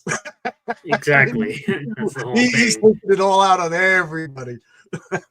So I'm just curious here. What would be the update now on the cosplay cover exactly? Do we have anything about that yet? Yeah, I got him. Luke is doing the Photoshop on it, so that's I'll message him tomorrow. Thank you for reminding me. I forgot all about it. I got so caught up in everything. The only big update is I sent the Patriarch T-shirt to Crenshaw. I don't know if anybody knows Crenshaw. He looks like the Patriarch, so he's going to do some super heroic poses. So the front will be let's be honest. The front is going to be the Martina Marcota cover because look at her. So everybody, and then on the back it'll have Crenshaw as the patriarch. So, uh, but Luke Stone, the guy who does fund my comic, he's making the cover as we speak, and he's so busy. He's got a family. He's a pastor. He runs Fund My Comic. He's drawing his own comic. The way I work is only on Fridays do I reach out to my guys. Hey, it's the Friday check. How's everything going? But otherwise, I'd be messaging guys every 10 minutes. So I disciplined myself to only. So tomorrow I'll send a message to Luke just to ask how it's going. Every Friday, me and Renzo have a talk. Me and Oscar, Daniel. You know what I mean? Just on Fridays because I don't want to be that kind of guy that pesters everybody. Right. Now, actually, I was going to ask, how did you come across? I don't know if I ever asked you, but how did you ever come across chatting with Renzo on this project? I don't remember if I ever asked that question. Oh, okay. How did I work with Renzo? So I mentioned RJ from the Fourth Age. RJ from the Fourth Age is on a channel called The Fourth Age. And it all started back with your boy Zach. For whatever reason, in 2016 or 2015, I was getting discouraged with comics, and the YouTube algorithm recommended your boy Zach. I think he made like 3 or 4 videos, and I was like, wow. And I started sending your boy Zach, Diversity in Comics at the time, Richard C. Meyer. I was an electrician for Marvel Comics, so I was sending him inside information about just the physical state of the offices, and he thought that was funny. So if you go back, you can see some videos of him talking about, yeah, I know the electrician from Marvel Comics. That's me. So whenever we talk about Comicsgate, I was in it first before 90% of everybody. I'm the OG. But anyway, there you go. Through him, I got recommended a video about Sana Amanat, and that was from RJ. That video was so big. Sargon of Akkad made a video response. And who is this Sana Amanat that's running Marvel Comics? RJ made that. So I was fascinated by it. So I reached out to RJ and started talking to him. For whatever reason, he took a liking to me, and he had me as his first interview. He started interviewing people. So I was on his channel first. We just started, and that's what got me the bug of, I'm going to invite people on my channel, and RJ stopped doing it, and I still do it. It's the bread and butter of my channel. But he made a comic. Keep doing it. Yeah, he made a comic called Thomas Valiant, and I'm looking at this art going, it is so good. It's like John Byrne and George Perez had an art baby, and I'm like Renzo Rodriguez. So I was like, so I contacted RJ. I was like, would you mind if I asked Renzo to do my comic? And he was like, of course not. Go ahead. The guy's got to pay bills. He's got kids. I can't possibly tell him not to take work. So Renzo had a bunch of commitments. Everybody wants to work with Renzo. So I just patiently waited. I sent him my script. We talked about stuff, and he started sending me pages. And next thing you know, we're talking on the phone. I consider him a friend now. Like even if he doesn't want to work with me again, I would still call him on the phone. He's such a great guy. I enjoy talking with him, and he likes my characters. He likes the stories. So he's like, I want to work with you until the wheels come off. So that's that. Like Mark Miller was like, who's your artist? And I was like, Renzo Rodriguez. I gave him his I was like, Renzo, if Mark steals you, and you're a millionaire, he's like, don't worry. If Mark steals me and I'm a millionaire, I'll make you a comic for free. So there you go. But I love that guy. And then he introduced me to Oscar, my colorist, who is super talented. Like Oscar is an artist too. He has a more cartoony style, so it's working for my Eddie is Doomed comic where I'm kind of goofing on Silver Age DC. So he's got great suggestions for character developments. It's just like, be nice, talk to people, ask a couple of questions, and you'd be surprised how people bend over backwards to help you. Yeah, it's kind of amazing how you just be a nice person and you don't burn a bunch of bridges. Right. You just get to meet a bunch of people, and then you have a comic book come together called Heroic Tales #1. just and if anybody has a comic book and you need advice, not that I'm Mr. Expert, but I'll gladly tell you what little bit I do know. Yeah, it was a lot of fun. So that's and then Martina, she came on my channel talking about her Lady Alchemy comic, and we chit chat back and forth because one of the themes in Heroic Tales is going to be alchemy. So I was talking to her about that, and then I sent her a shirt. I was like, if I send you a shirt, will you just model it? I just planned on having like a hot chick wearing my shirt would sell shirts. So that would buy Mary Sue, and people like, you got to make that a cosplay cover. I was like, so literally 2 days before we launched, I was like, we got a cosplay cover. So I know this is a long story, but I like to talk. No, go ahead. That's how it all came together. I appreciate the talk. Yeah. Go on. Yeah. So Garfield says Zach's older videos were great. Unfortunately, he's changed. Yeah, I don't know. It's one thing not to like something. Like the example that I always give is there's a restaurant around the block from me. It sucks. Do you want to talk about it for 8 months? Or do you want to just move on? Like I told you it sucks. I'll tell you why it sucks if you're interested. But how many times do you want to talk about a restaurant you don't like? Move on. Talk about the restaurants you do like.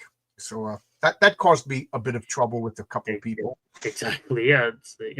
That's basically the reverse criticism. It's like and Zach, I it really bothered me because I got it at the beginning. We actually emailed back and forth a few times.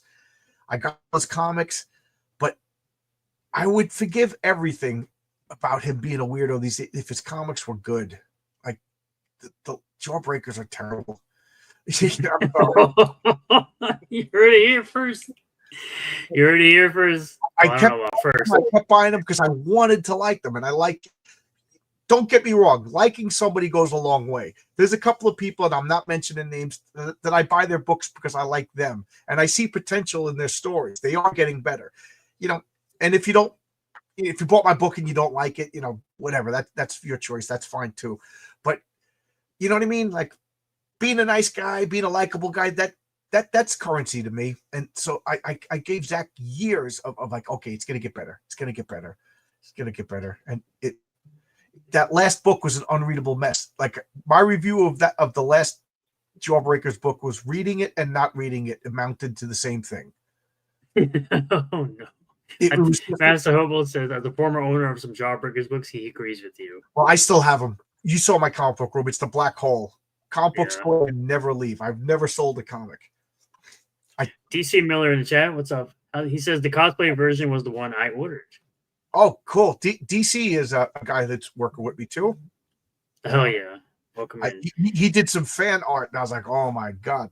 So it was so good. And DC Miller has he could change his style from like a Paul Dini kind of style to like I don't even know, but like a more modern comic. It's so good. So he's working on something right now. It's pretty good.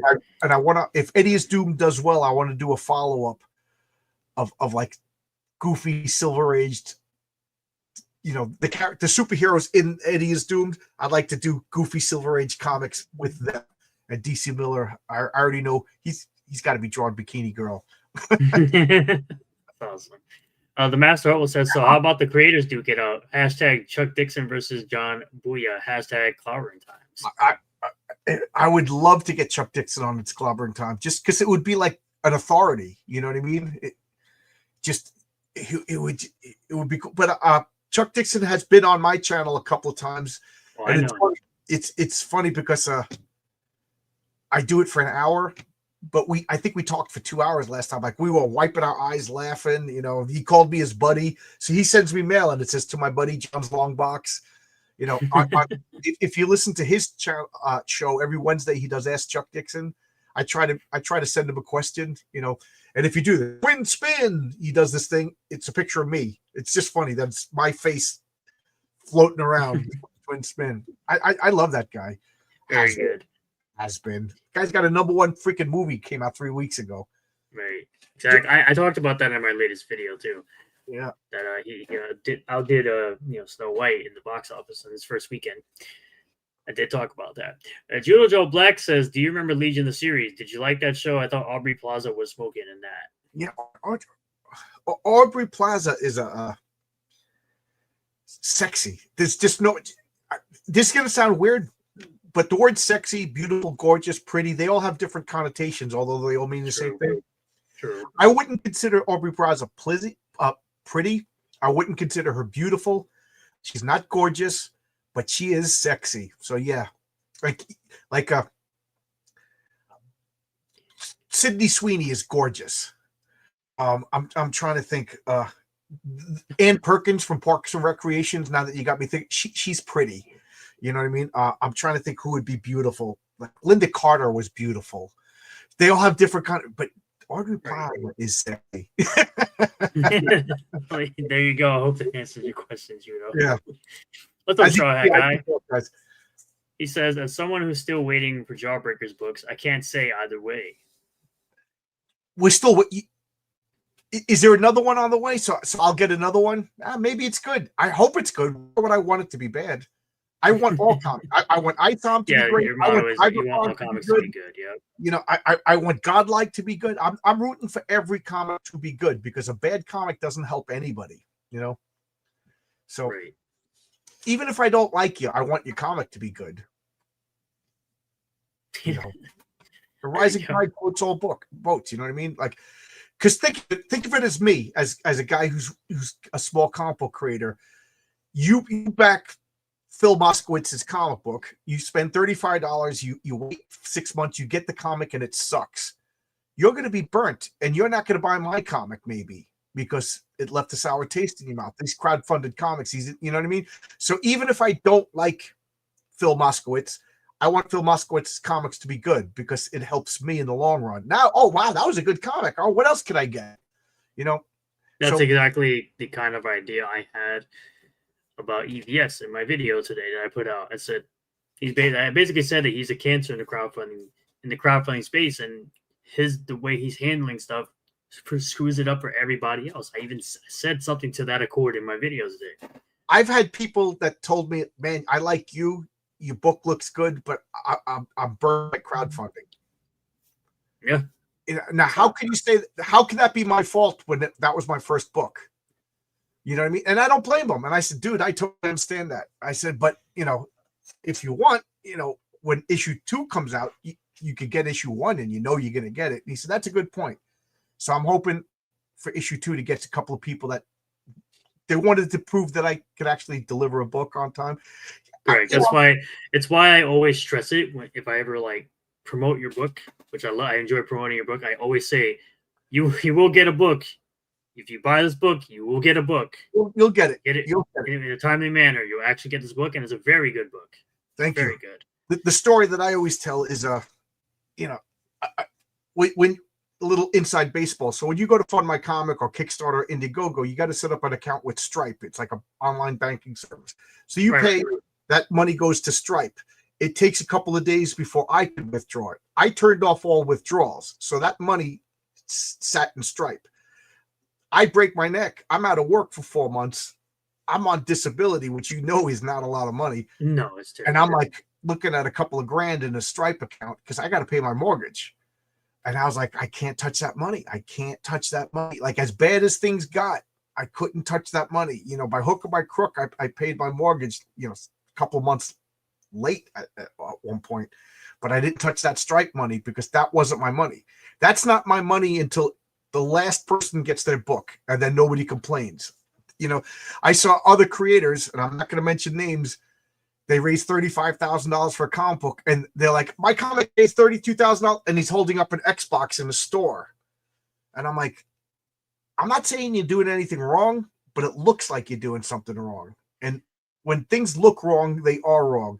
You don't buy an Xbox until everybody's got that comic, you know? Oh, and make sure everybody's got that comic to the point where you don't have to send out a second, second copy because it's damaged or something. Right.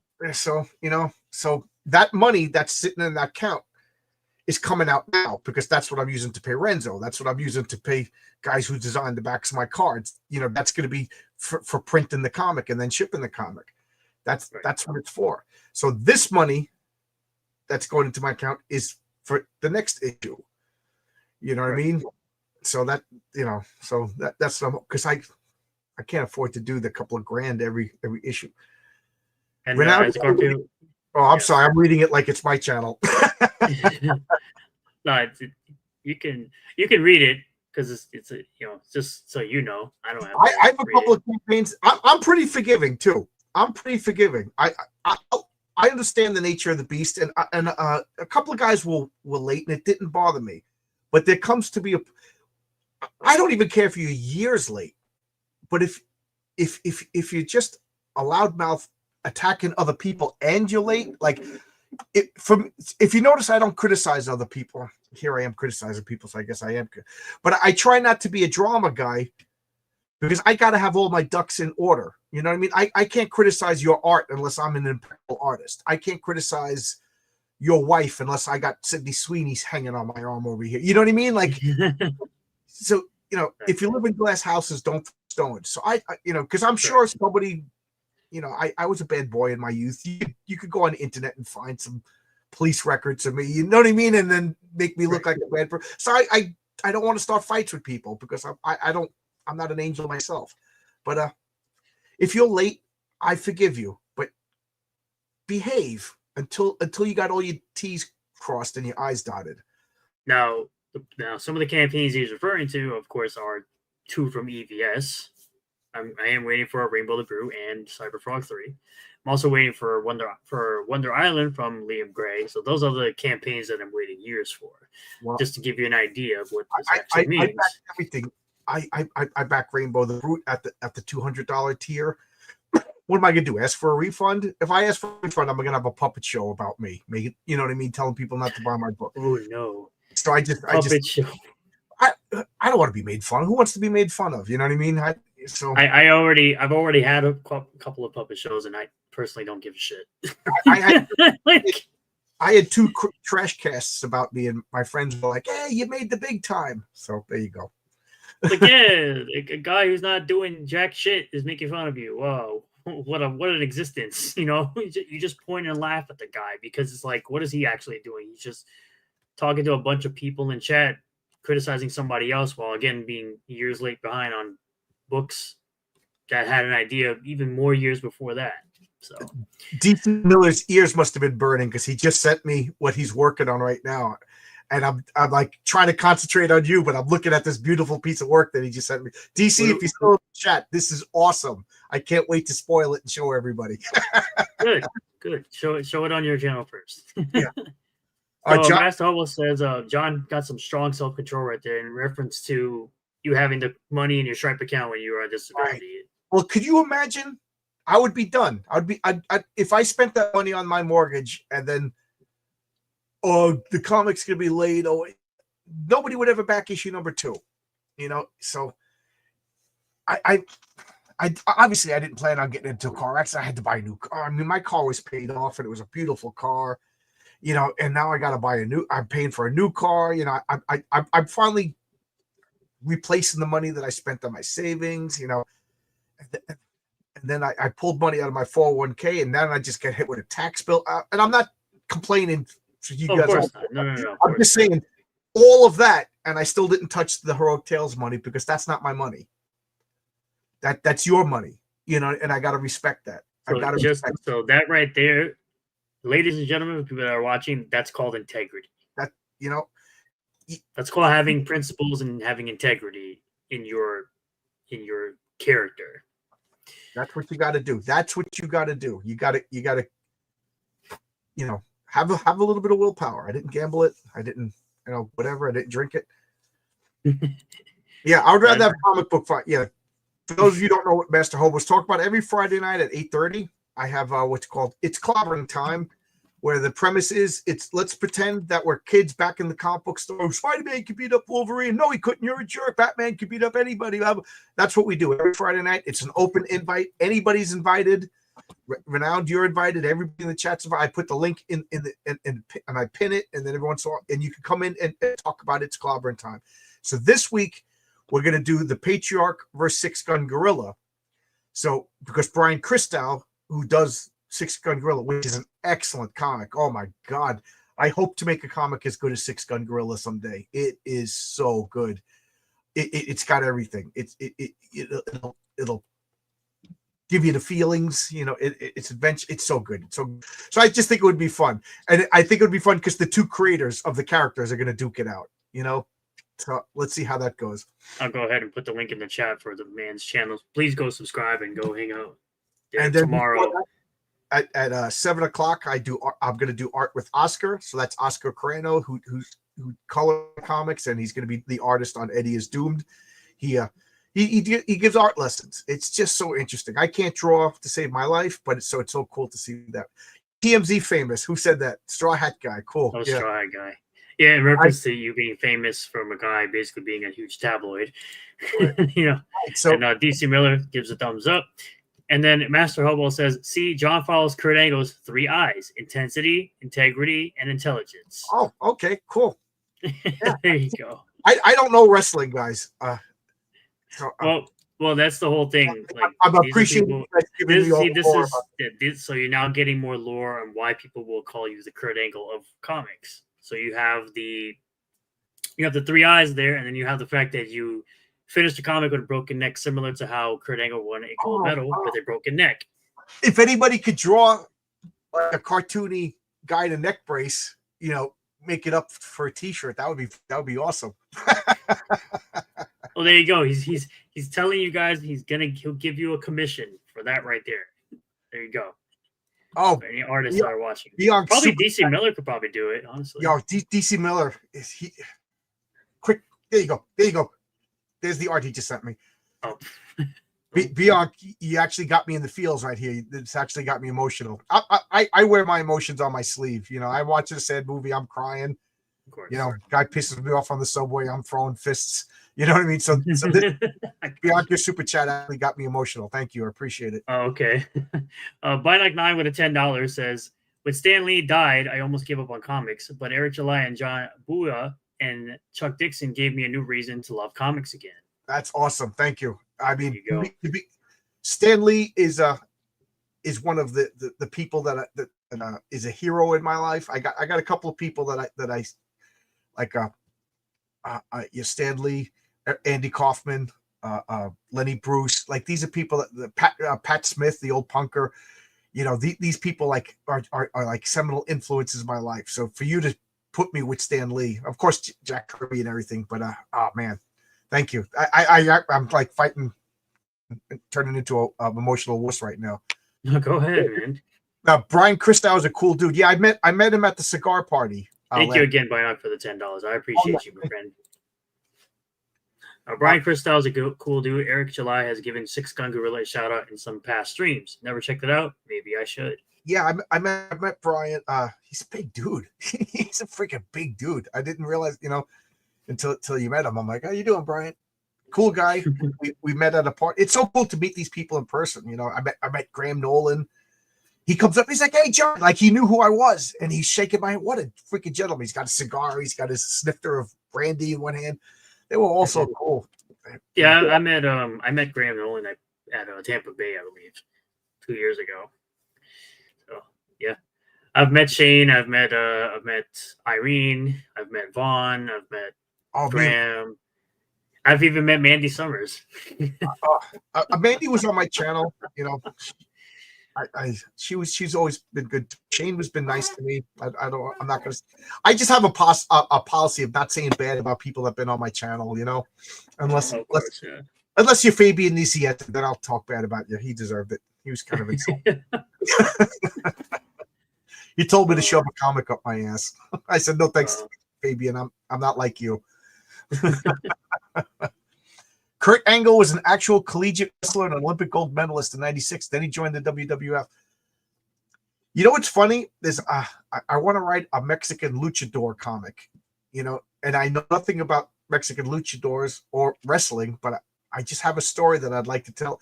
And I keep running it by Oscar, and he kind of laughs at me. He calls me a gringo. Yeah, that's Spanish for a white guy. Yeah. Yeah, I even got this the Rip Reverse Cross Iconic Comics Christmas card type deal, so that's even cooler. Eric's been on the channel twice. Yeah, Mandy's been on. EVS has been on. Shane has been on. I just like talking to people about comics. Yeah. That's the goal. Time to fire up Grok. For what? For what? You checking me? Probably is. It's okay. Yeah. People forget Do you remember right before Stan Lee died, like the last 6 months, all of these progressives were trying to cancel him? Yeah, for apparently groping a massage therapist, right? Something like that. The guy's Yeah, I freaking. remember that. The The guy's guy's like like 98 or something, guy's 96. 98, and There he's you go. probably getting a little handsy. I'm not excusing it, but like he didn't have his facilities there, and the same people No, that excuse Joe Biden are trying to cancel. And then correct. Yeah, correct. and everybody's like, "Oh, Stan Lee was the best." Like, dude, you were talking crap about this guy 3 months ago. Yeah, exactly. Like, it's crazy. No, Master Hobo says, you ever have Douglas Ernst on? that's a The good. creator of Soul Finder. I've never had him on. We've never interacted, so that's good. Maybe I'll reach out to him. Good You should. call. I think you should. Yeah. Seems like a good dude. He has his own like whole convention, called Bell Comic Con in Texas. It's crazy. Iconic Comics is like a dynamo with their deals with JP and Street Fighter crossovers. JP, I don't know, but SF is Street Fighter. So they had recently a Street Fighter crossover where they had their character of Common America with Guile from Street Fighter. It's a cover they made for one of the Street Fighter Master Comics, I think. And it's absolutely insane how they were able to pull that one off. Like, that's a huge accomplishment in my book. Along with, Iconic Comics having a presence in Japan with Common America. It's crazy as well. That they're going places. You even have Rini being at Osaka Comic Con with her Japanese exclusive covers, which I love all of them, by the way. They're all great. So yeah, that's Common America, right? I haven't read it, and I've been hearing so much good stuff about it. yeah, that's a well, I don't know if it's $10 now, but usually it's $10 for the hardcover book. Oh wow. Well, they got the volume, Right. And every single one of their books is $10 when it first comes out. I think it goes up to 30 after the campaigns end. But they're very nice hardcovers, for sure.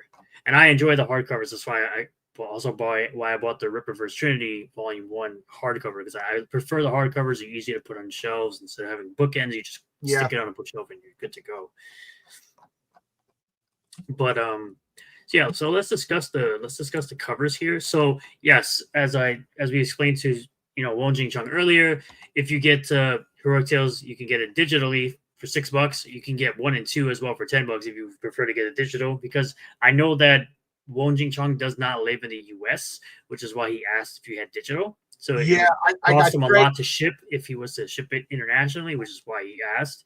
So that's always a good thing to have these. Yeah. And this of course is what's called a wraparound cover, which is something that it's a flip book. Okay. So this is the way I'll describe it. I describe it is so you get the comic, you get the cover, and then when you flip it over, there's another cover.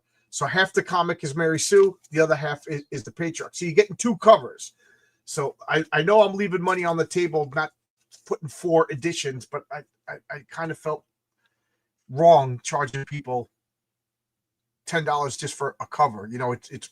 This cover's got this cover, this edition's got. So instead you get 2, and then I would have to put something on the back cover anyway. So I would have to commission more art. So that's actually how I thought it was going to be. I thought it was going to be 4 different covers because I was ready to pay it. Yeah, right. Again, and a couple of people are telling me you're leaving money on the table, which I probably am. But then again, I would have to pay to get more art on the back anyway. So it kind of works. Yeah, so it's just like that. Yeah, I shipped a couple of physical copies to Warsaw, which was cheaper than Canada. To England, which was cheaper than Canada.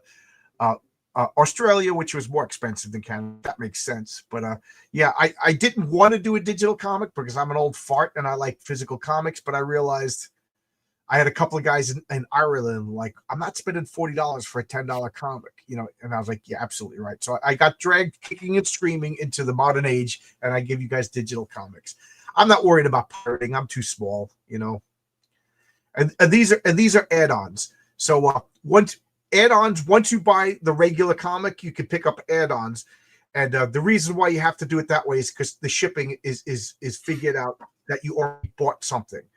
So if you want to get 2 copies, or like this is issue 1, I got 5 covers for issue 1. That was expensive because these guys are all legends. I have Pat Broderick who's doing Broad Star right now with Mike Barron. I had Mike Gustovich, who did the Justice Machine in the 80s, and then Michael T. Gilbert, who did Mr. Monster. You know what I mean? And then obviously the Renzo cover. So you got to pay. You got to pay these legendary. You want Legends to do your cover? You got to pay legendary rates. So right. When I bought the first issue, I actually got A and C. Oh like, yeah, that dad cover was my favorite thing. That was the back cover, right? And then people like, I want that on the front. So I joked around. I said, okay, then just bag it the other way. And I'm like, wait a minute, if that's what they want. So I made that as the front cover, but it's so beautiful. Like if I never make another comic book again, at least I had a hand in that piece of art. It is beautiful. You know, I was sitting on the train and I was like, I want to put something on the back cover that's art, because if you don't put something on the back cover, you by default they put an ad for Comics Wellspring. And Comics Wellspring's been great. They were absolutely wonderful to me, but no offense, Comics Wellspring, I want to put my art on my comic. So, I commissioned Renzo for a back cover, and I basically closed my eyes and said, what would encapsulate? One image would encapsulate everything. And that image encapsulates everything about the patriarch. He's in a superhero costume. He's flying. He's with his family. He's on the farm. You know what I mean? They're all happy. It was perfect. I'm glad you did that, because I grabbed that cover immediately. Yeah, and then Daniel colored it. Oh my God, Renzo was just like, that looks so good. It looks yeah, it's really good. See the variant comics over here. That's Josh Howard drawing Mary Sue, because he draws the cutest girls. So I asked him, and he said, yeah. And then that's Jose Garcia drawing the Patriarch versus the Subterranean. Surprise, the Subterranean is the bad guy. He rules the caverns below Science City. And I described them to Jose. He because Jose drew the Subterranean before Renzo. And I said, he's got mushroom plates growing out of the side of his face, and when you hit him, these mushrooms break off and spores go in the air. There's hallucinogenic fumes in the air, and nobody draws like hallucinogenic, crazy, trippy stuff like Jose Garcia. So this is just a dream come true. Excuse me. There you go. That's what Master Hobo says. He might get the Josh Howard cover for Tales #2. So Josh is an awesome guy. Josh does Dead at 17. He's got a couple of campaigns out. He does a T-Bird and Throttle, which is one of the best superhero comics coming out. Josh is an awesome, humble, regular guy. I had to buy the original artwork for that cover. I got it over there on the table. I'm going to frame it and hang it up. Very nice. Yeah.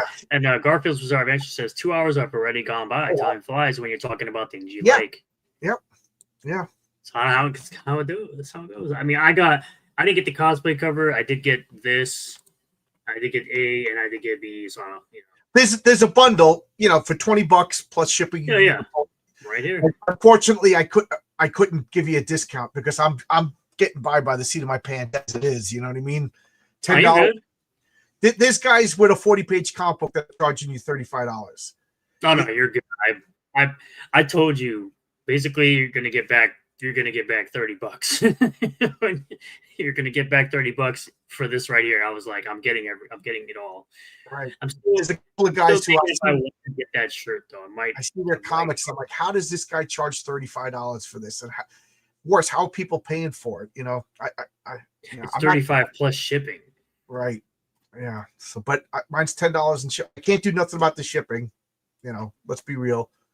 But if you see, because when you first had it up, it was like, oh yeah, $10 for this card, $10 for this card. It's gonna be $10 shipping per. And I was like, man, I want to get it, but I need this right here. Right.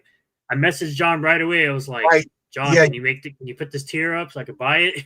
It was one of those little hiccups because it was in the original write-up, but things happen. It got fixed.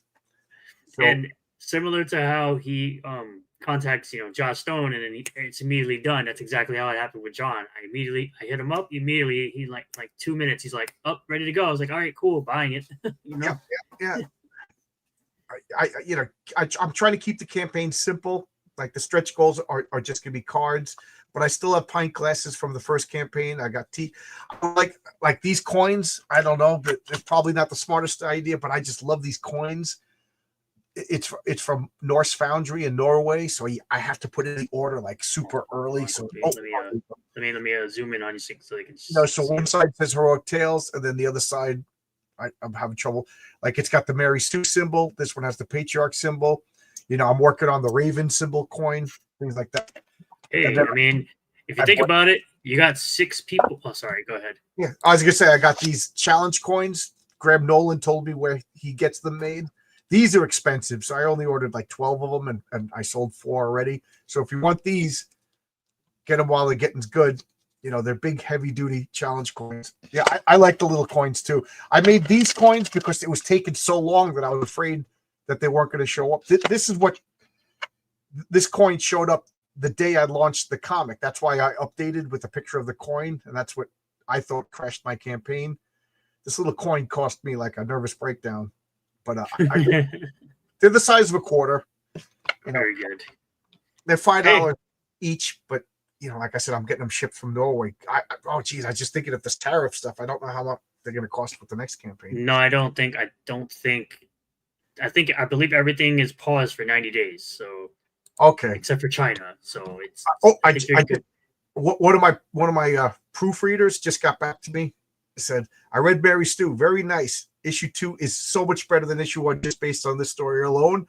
Renzo's artwork is outstanding. The character interactions and dialogue flowed very smoothly. The colors are awesome. The whole thing just had a more natural, relaxed vibe to it. Nothing felt forced or struggled. The whole thing hung together. Bravo. So there you go. Very good. That's one of my buddies just raving about the Mary Sue story. It just came in as we were talking. Hell yeah. That's what we like to hear. Yeah.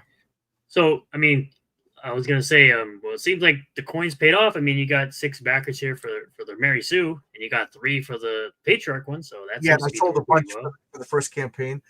Garfield says Velvet Room Publishing does Braxcast on Fridays around 6 p.m. Eastern. Would you consider joining? Yeah. Joker. Oh, Joker the Fool. Yeah, I know him. He's a good guy. He was a guest on my stream before. Yeah, tell him to reach out. I'll go on anybody. I got to sell comics, guys. Like Jack Kirby said when they asked him what he does for a living, he says, I sell comics. I got to sell comics. I know it doesn't sound pleasant, but I'll go on anybody's channel. I got cards made up. I see people on the subway reading comics. I'm handing them business cards with my comic on it. You know what I mean? I got to sell the comics. It's just the way it's got to be. Stanley ain't here to sell my comic.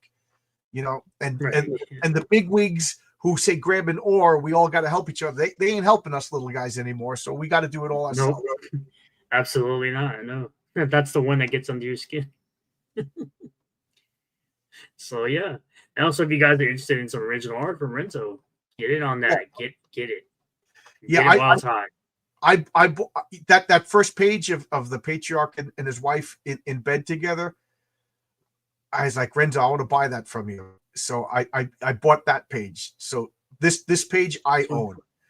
And Renzo said, I got a whole bunch of pages. Some of it was from Coney Wave, some of it was from the stuff for Avatar Press. And I got a big package of his art. And I said, I'll sell it. I'll be your art dealer because he lives in Mexico. And he says the postal service is not that great. So he hired a private courier to send it to me. It was quite pricey. So, I'm selling his original artwork. Renzo gets that money. I don't get that money. So I'm just deducting for the courier service and shipping and handling and tax. And the rest of it goes to Renzo. So this one right here is, of course, from the card. As you can see, I have the card here. Let's pull that card out again. Here's a couple of cover. That's so cool. You got my card in a binder. That's awesome. Yeah, I got a bunch. I got a bunch of cards here. So yeah, I mean, I keep a lot of cards. I got Iconic Comics. I got the card from Hero Darky Dark for his book. Oh, cool. I got all your cards here, and then I got a whole bunch of different Common America cards. So, cool. Those are good. And then I also have Kindred Heaven, which is also Iconic Comics, and then I have 2 from Von Coleman for Phenomenova issue 1. So I have Dark Cloud and Galvanite. So nice. Yeah, I got all the cards. I'm unofficially Vaughn's electrical consultant to how to use electrical electricity for his character. Yeah, so the original artwork you see there is of course the one on this card here. He also has the ones for Patriarch and I believe for Maul and I forgot their name. Dame. I just got a notification. Jin, I think he's in the chat. Thank you for buying my comic. Thank you. I just got a notification. And Robert Franklin, if you're in the chat, thank you. Thank you for buying my comic. I appreciate it. You guys are the best. What's up, Chloe? How's it going? So yes, so this is of course one of the cards that he's actually selling as a set for $10 if you want to get the Series 1 trading cards. And of course, like you said, it will have the Series 2 trading cards in the next campaign for all 20 of those. Now they're giveaways, but unfortunately we didn't hit any of the giveaways yet. So there was 20 cards. Renzo drew 10 of them. I had Daniel color 5 of them, and I had Oscar color 5 of them. And I said, stop. It looks like we're not going to get too far. So let's finish the comic book. And then, maybe by that point, we could do the other cards. Maybe, hopefully by that point, we'll hit the stretch cards. Yeah, but, so you have Boss Moxie right there. This one. Yeah, that's Maul. That's the one everybody likes. Her real name is Molly Cusack. She's a Irish. She's a disturbed Irish girl, and man, the story that I want to tell about there without the guns. That's Dame. That's the poor. She's Russian. All she wanted to do was be a dancer, and she got. Let's just say she got recruited into the gang. She didn't really want to. I'm trying not to spoil, but yeah. So Molly might be the most evil character I've ever come up with. Molly's got problems. Yeah, because this says this one. This one is Dame. Yes, this one is Maul. Yeah, that's Molly. Yeah. So the artwork that's on screen isn't Maul. Yeah. So you got this is actually from book 1. That's a perfect example of let the readers they demand something, so I'll give them what they want. Because I just said in the script that Boss Moxie had 3 hot chicks, and I said one was a black girl, one was a redhead, and one was a blonde. That was as much description as I gave. So Renzo put them in that super sexy outfits. 1, 2, 3, right there. And everybody, whatever it was, everybody who looked at that redhead was like, "What's her story? What's her?" So I came up with a story, and oh god, is this one something else?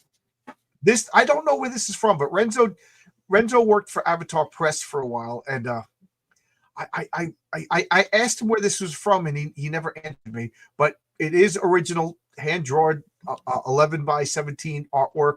So I'll sell it. Has nothing to do with my campaign. But there's he also there's the Patriarch card. Card. I'm so Dr. Bug card. I can't keep them all. This is from Coney Waves, Mark Paulton's comic. He had a couple of Coney Waves pages, but they had close-ups of the main character, Coney Waves, and Mark Paulton bought them. He gets first choice. You know what I mean? It's just professional courtesy. This is from a vampire comic from Avatar Press. I thought it was Coney Waves, and Mark Paulton messaged me, said, "No, that's not mine." But some vampire comic. It is just super sexy. Again, Renzo draws. Nobody draws women like Renzo. There you go. And then this one's also, I guess, from that other comic. I gotta message him again, because sometimes Renzo and I talk so frantically that things get skipped up. That's cool. I get it. And then of course you have from Heroic Tales #1 as well. Yeah, that's him fighting Dr. Robug. Dr. Robug. He looks goofy, he looks silly, but he had a nasty. To me, he's more evil than the suit, because he's more petty than the suit. The suit has grand schemes. Like Dr. Doom has grand schemes. If you remember Anton Arcane from Swamp Thing, he had such petty schemes. To do all of that effort to be evil for such a petty reason, to me, makes you worse. Like Dr. Robug was abducting a woman. That's it. Exactly. Because I wanted the Chad superhero to fight the incel, so that's pretty much what happened. And there's the last 2 from Renzo, this one here and this one here. Yeah. So those, obviously, they're gone. Joel Regan asks, is this #2? Yes. The campaign right now is for issue #2. Yes. There's a bundle deal where you can get issue 1, and then there's an add-on where you can get the various covers, because I had 5 covers for issue 1. I went a little overboard, but I was excited. Now, Yeah, so you can get this one here by Renzo, and then you can get this one by Josh Howard. yeah, Josh, I call that the Josh and Jose variant. Right. If you want to get a physical copy or a digital copy of number 1 and you don't want to wait, you can. I'll put the link in the chat again. If my Go ahead, go right ahead, my friend. So so this my first campaign is just basically a store now, you know. Right. So the store is still open, right? You know, right over here. Fund My Comic Heroic Tales 1. I love that in Fund My Comic. You could pick the number, so it makes Heroic Tales 1. And if you buy Heroic Tales 1, physical or digital, I'll put it in the mail tomorrow. If you get digital, I probably won't do it tonight because I'm getting sleepy, but I'll send it out first thing in the morning, and I'll put it in the mail right as soon as I come to work. Oh, there you go, John. Oh, thank you, Joe L. Rican. Thank you. I'm glad you liked it. Speaking of criticism, there was 2 pretty long videos by people who didn't like my comic. One of them I watched live. I just happened to be at lunchtime at work, and it was on, and I was watching, and I said, I agree with everything this person is saying. So I said, and it kind of like, really? I was like, yeah, you know, I agree with you saying, you know, they were a little bit too shocked with the backup story with the suit. And again, I'm not trying to spoil it, but it was shocking to the point where I was going to pull it. But the only criticism this person had was they're like, this is supposed to be an 80s comic, and they had this scene. And I'm like, you obviously haven't read comics in the 80s. Comics in the 80s were a lot more explicit than 90s and 2000 comics, and they were more violent, and they had a lot of gory themes. So, but that was fine. We actually talked in private. There was another review that I thought was just like a personal attack against me. That doesn't help. That doesn't help anybody. You don't like me? That's fine. My wife doesn't even like me half the time, you know. So, marriage life for like 40, 50 years, right? Oh, you got the. I gotta say, my wife packed up every pint glass. Not one of them broke. I sent a pint glass to Scotland, a bunch to Canada, and yeah, I think that's all and a bunch throughout the States. Not one of them broke. I'm really, really impressed by that. My friend Brian got in Portland, Oregon, and he got the glass and he was about to pour himself a beer. He opened it up. Oh, look, I'm going to read the comic. I'm going to drink a beer. And his wife goes, let me wash that first. And she took it out of his hand, dropped it, and broke it. So I said, oh, that wasn't on me. That was on you and your wife. So I get the campaign.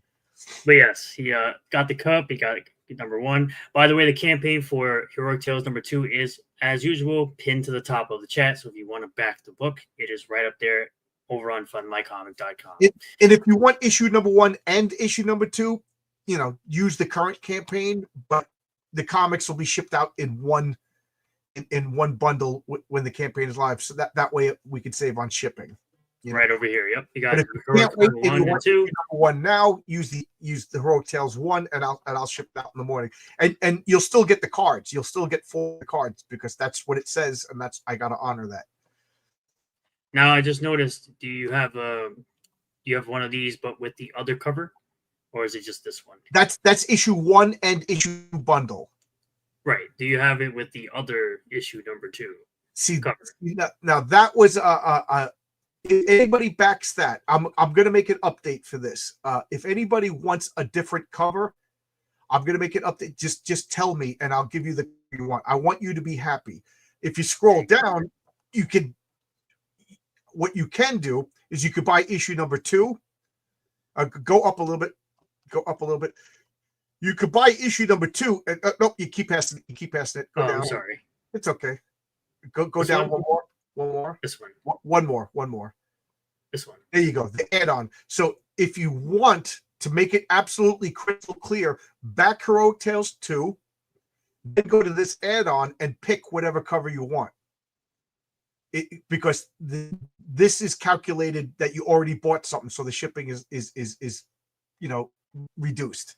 I think the shipping of this is a really good idea. It's very, very good that it works like that. Like you see the drop down where it says cover, you can click on that, and if you look, each cover has a so you can pick your cover.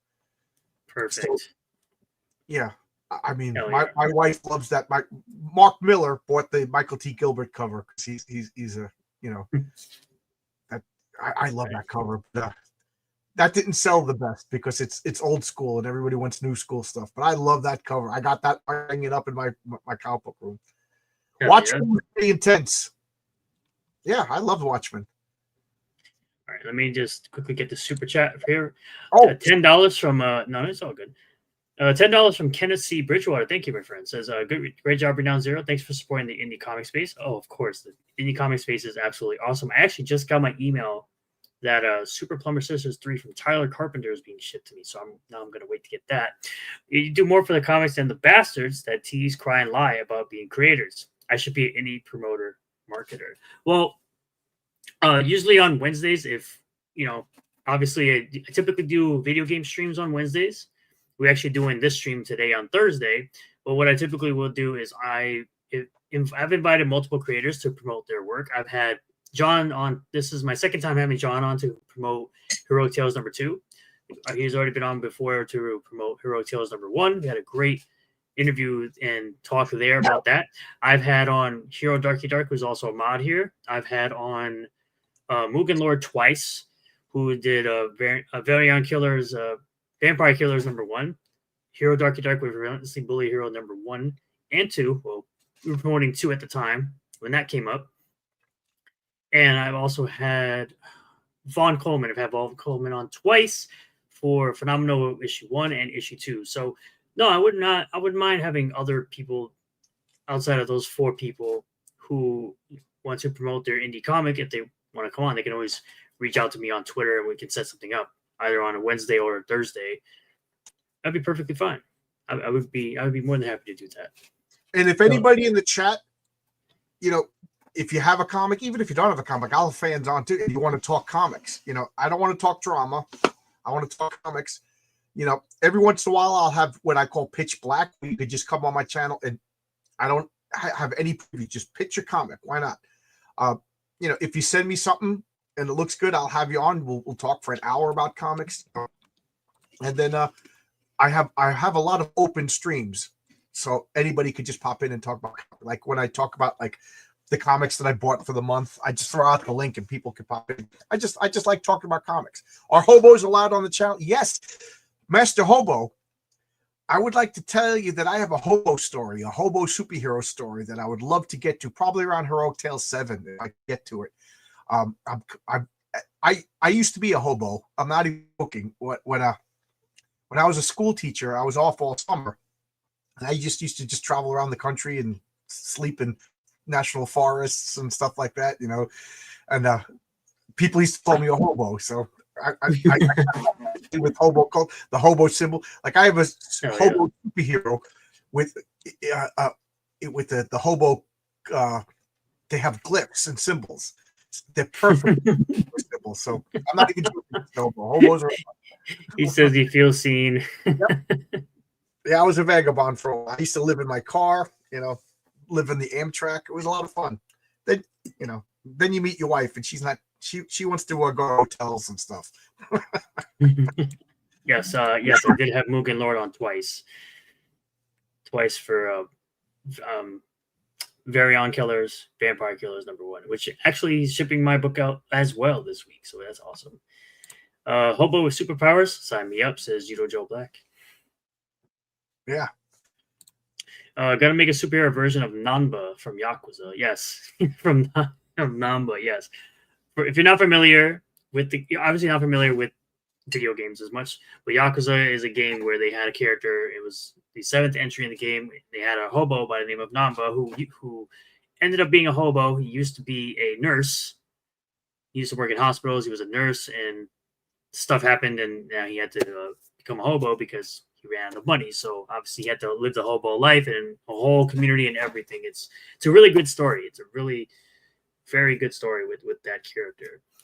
So wow, I just got another mate, Joel Vasquez. If you're in the chat, thank you. Wow, what a this guy just did I'm like speechless. I'm easy.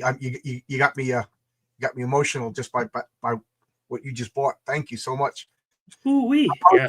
While you were talking, I was going to bring that we were at 69 backers, but 69. but All right. thank you. Showing someone Namba special moves? No, not right now. So Kenneth Bridgewater says, I recognize the artist for this book. Is this the Eve artist? Which artist? Okay. I didn't know what you say. Yes, Josh Howard. If you scroll down to the Josh Howard Mary Sue cover, yes, he did a comic book called Eve. Yeah, wow, that's a deep cut. I love that. Josh Howard got pretty famous for doing a comic called Dead at 17, which is phenomenal. I'm a crazy person. I had to go get the actual comics first print because I'm not kind of a lunatic. But you could get Dead at 17, I think, on Amazon, like a collected. It's so good. He followed it up with like a 4-issue miniseries called Eve. That's a deep cut. That is one of my favorite things he's ever done. It's about the biblical Eve. And then he followed it up with Black Harvest. And then he went back to Dead 17. And then he did a comic called T-Bird and Throttle on Alterna Comics that I've got to say, I read that. My interest in comics was going way into the toilet because it was before I started making comics. You know how the woke Marvel and DC, I was like, of course, I can't believe I'm done with comics. I've been reading comics for 55 years. I'm done. And then T-Bird Throttle came out. I'm not joking. I stood up. I was so excited. I couldn't sit still reading that comic. It was so good. I reached out to Josh Howard and I did something I've never done before. I commissioned original artwork because I know I have a personality. If I started buying original artwork, but I was like, that's it. I bought original artwork from Josh Howard. He's one of my favorite artists. He's a great guy, super talented, and I'm so glad that you know Eve. Yeah, and there you go. His favorite artist that you recognize from the book Eve did a cover for this comic, Heroic Tales #2, which, like as I always say, is pinned to the top of the chat. So if you want to get this comic, it's a $10 comic. It's going to be a great comic, I'm sure. The first issue was absolutely fantastic for me. And you can go ahead and actually get both comics here, either digital or physical, if you choose to do so. You can go ahead and get that, Kenneth. Appreciate your comment. But yes, the person that backed just now is Joel Elrican right there in the chat. Just so I don't want to. As I said the name, I'm like, am I doxing somebody? Am I breaking etiquette? So I kind of felt bad. So I kind of like slurred my language. But let me know if I hurt your feelings or if I did something wrong. I apologize. No, we got some thick-skinned people in this chat. So trust me, when we've had a hate raid by a certain creator, my chat knew how to handle it just fine. They pretty much just laughed at them, made fun of them, and it was all good. One of the guys, again, I'm being vague with the names on purpose, invited me on his channel to make fun of me, and I knew it. And I think he knew that I knew. I went on and I'm being Stan Lee. I'm selling my comp. You could see his chat going from this guy's a jerk to I kind of like this guy. That comic looks good, and then he backed off, and he's never bothered me since. Aww. Very good. But the charm offensive, you know what I mean? You got. I don't want you. It just like somebody said, they like hearing that I'm enthusiastic about comics. I'm enthusiastic about comics. I just love comic books. I don't care how nerdy it is. I don't care how goofy it is. I want to talk about can Batman beat up Galactus? You know what I mean? That's what I was referring to. We even did a 2-hour show on Isom versus Cyberfrog, and everybody had a good time, and it was pleasant. You know what I mean? It didn't devolve into nastiness. Oh, that was funny. But then I remember seeing what happened afterwards on Twitter, and people were like, "We know why you said this character Isom beats Cyberfrog. We know you have a bias." I'm like, what? Well, Cyberfrog won the fight. Even the Isom, like, because this before we don't really know what Isom can do. Like even the hardcore Rip fans, they accepted my rules that this was what, and you know what I mean. So it was good. I don't know if anything happened on Twitter. I kind of avoid that on purpose. Yeah. Beat them with positivity. The charm effect. I've seen them on Twitter. That was after that stream happened. I think Yeah. somebody commented saying we know why you chose Isom. Yeah, So, you have a I, bias. I chose it to get eyeballs on my channel. Let's be realistic. Awesome. Kenneth Bridgewater says, "I'm a cartoon artist and a graphic designer. I collect a lot of artists." If I won the lottery, I'd be broke because I'd have like Jack Kirby artwork and hanging up all over my apartment. Very good. Garfield's Bizarre Bitch says, "I know how you feel, John. I'm done with Star Wars. Decades of being a fan, and now I feel apathy for the franchise. I can't even watch the original trilogy anymore. All roads lead to Great Palpatine." Oh my God! Funny. See, now when it comes to that, Garfield, I can still watch the original trilogy. To me, the sequels don't exist. Like, I completely wipe those movies from my brain like they don't exist. I agree. There's only 3 Star Wars movies because we forget that the prequels were horribly accepted too. Us, the fans, hated the prequels so bad. I mean, I know you guys are younger than me, but you probably were the right age when you came out. But us old farts, we bullied George Lucas into selling Star Wars. That's, there was a movie called The People versus George Lucas. Red Letter Media started its whole empire by making fun of Star Wars. I kind of feel bad because at least it was George Lucas's creation. But now Star Wars is done. Doctor Who is done. Star Trek is done. The last episode of Enterprise, the credits went up, and then Star Trek went away, never to be seen again.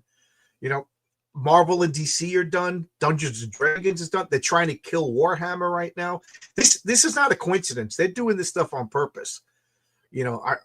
Either demoralizing or whatever. But I still got my X-Men comics. I still got my Fantastic Four comics. I got a back room full of a billion comics that are great and wonderful, and I can revisit them whenever I want. I still like the 90s Cyberpunk comics. They were good comics, So what they do it now doesn't affect the past, and enjoy them and revel in how good they are, because they can't take that away from you. Get physical media and enjoy them. Yeah, how's that for a rant? Exactly. There you go. Joel Enriquez says, "All good, John," with a crying, laughing emoji. Yeah, EVS. EVS was the guy I was referring to, Judo, that sent the hate rate over here and put a bunch of chickens in my chat. It was hilarious. I still have that stream saved, so if he ever wants to, they did the same thing that. When I was on my. They actually super chatted me. I was there. I was there. And they got me because the super chat was like $50, and I don't get super chats. I'm by the way, I got to congratulate you. When you started, you were a tiny little channel, and you surpassed me. So good job on you. But Thank you. I don't get that many super chats, and I was getting like $50 super chats when Eric July is, and I didn't realize that there were insults to Eric July, and I'm like, and I apologized. I was like, I'm sorry, Eric.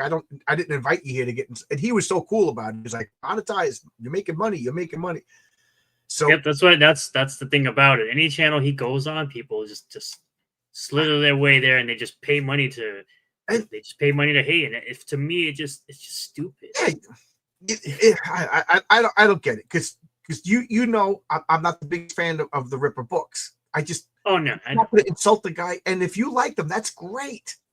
I don't understand this. You know what I mean? Like, some people like Coke, some people like Pepsi. I'm not going to talk about how much I hate Pepsi. It makes no freaking sense. I'll talk about how much I like Coke, but be positive rather than negative. Exactly. As Won Jing Chong would say, this is how you win fans over. Avoid Twitter. Thank you.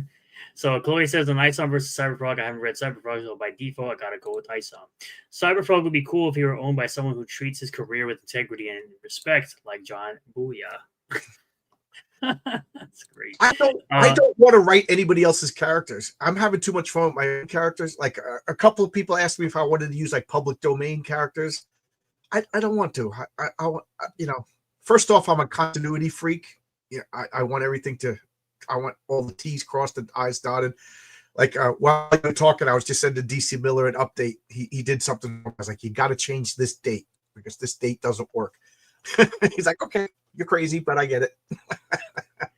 Joel says, I miss Star Wars. Rise of Palpatine killed everything for me. Killed it for everybody. Honestly, Last Jedi killed it for me.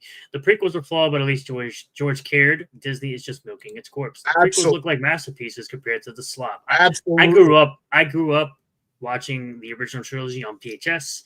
I saw all 3 prequels in the theater, so that was me. But Yep, I saw the original Star Wars. I was in 3rd grade when it came out. I mean, I was the target audience for that. I freaking loved it. Yeah, and they recently got Devil May Cry on Netflix. Even though they try to say it's non-canon stuff, from what I've heard, it's absolute ass. The prequels were my first Star Wars movies. Yeah, if you like them, you like them. That's cool. I don't understand going to meet someone you hate, but hey, people are strange. True. Yep. Let's switch writers. John write Phenomenal while Vaughn writes the Patriarch. That's good. Yeah, I think it would be a 40-age comic about the Patriarch crashing cars.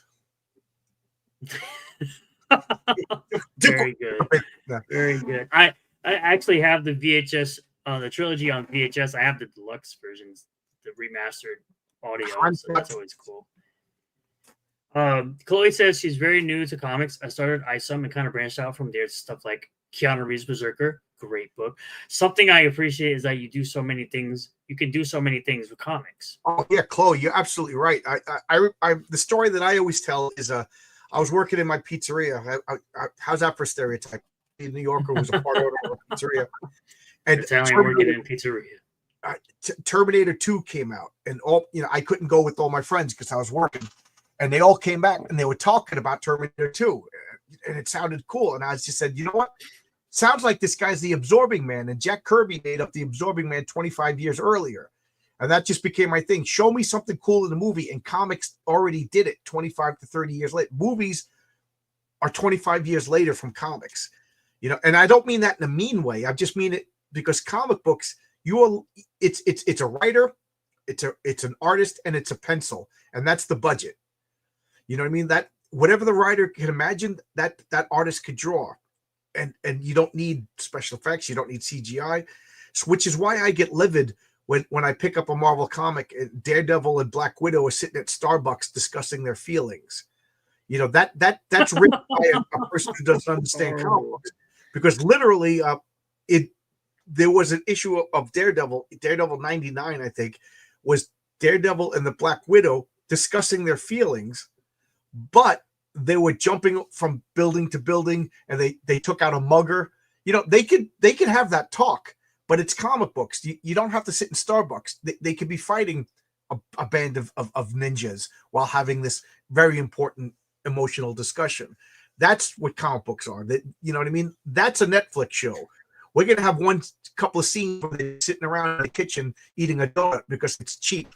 But comic books, you don't have to worry about the budget. So that's my favorite thing about comic books. It's pure imagination, And if the comic book is bad, it's because the imagination of the creators. It has nothing to do with budget. I'll forgive bad special effects because it's expensive. I'll forgive bad makeup, bad costumes, but I will not forgive bad writing, because to me that's the cheapest part of a story, of a movie, because it's just a guy in a typewriter. You know what I mean? You could write anything. You could write any imaginative story not for free. You got to get paid, but you know what I'm saying? It's the cheapest part. Yeah, of course. How's that for another rant? You guys got me ranted tonight. Hell yeah. That's what ranted about comics. There you go. Someone who acts like they love their creative baby. Oh, yes. I got at least I got 10 issues planned out in various either full scripts or plots and outlines. Past 10, I got the ideas of where I'm going to go, but and I'm constantly working. I just today I had an idea, and I'm changing a script just because I found something cool. I put it on Twitter. Spider Gonzalez is the name of the security guard of my building. How cool is that? I heard about that. Yeah, and I have Patriarch #1. There's a security guard who's a main character. So I took his old name out, and it's Spider Gonzalez is going to be in issue #1 of the Patriarch. Very cool. I'll tell him tomorrow. So you're in a comic book. You're going to be famous. Superman and Batman. I keep reading like it's my channel. I apologize. Oh, you're good. Garfield's Bizarre Adventure says Superman and Batman are coming up on public domain in a few years. How much you want to bet they're going to do a horror movie with both characters? So what Garfield's referring to is the fact that characters like Winnie the Pooh and Mickey Mouse have gone up in public domain in recent years, and they made a horror movie for Winnie the Pooh, and they made a horror movie for Mickey Mouse. which is what he's referring to when it comes to taking characters that go into public domain and making horror movies out of them. How do you feel about that? I hate it. I absolutely hate it. It is the worst. I hate seeing Winnie the Pooh serial killer and Steamboat Willie cannibal or whatever. It's lowest common. It's no difference than making a comic book called Star Horrors. You know, it's the lowest common denominator, low effort trash, and I think it's stealing gravitas. Like I'm going to take a Superman comic book, and I'm going to take all the gravitas that Superman has earned over 70 to 80 years, and then I'm going to do something shocking with it. You know, first off, Siegel and Schuster would be offended by this if they were alive. You know what I mean? I know it's easy to shit on Walt Disney these days, the Disney Corporation, but the original Walt Disney wasn't, you know, all of this. He was a Nazi kind of stuff. Is all modern stuff. The guy hated communists. He was totally based. Oh, yes, absolutely. You know, to have like Steamboat Willie, like serial rapist, like in Eric Larson Savage Dragon, that is just garbage, low tier, low effort nonsense. And to me, if you're a writer and the best you can come up with is I'm going to take Winnie the Pooh and have him be a rapist, you're a terrible writer. That's your original idea, or they made him this like axe wielding serial killer. It's you know, so you know, make something original, or if you now there's the flip side too. If you really like Conan and you really want to, you're burning to tell your comic story because you love Conan. And you tell like a true to Howard's Conan story, that's different. That's to make something out of love is to me, I can respect that. You know, I don't want to use a Batman character because I want to use my toys. But if you want to use Batman because you love Batman and you have a burning story, that's I can respect that. But if you want to have Batman as like Batman is a Tom serial masturbator story, you're worthless, and I don't want to read your stuff.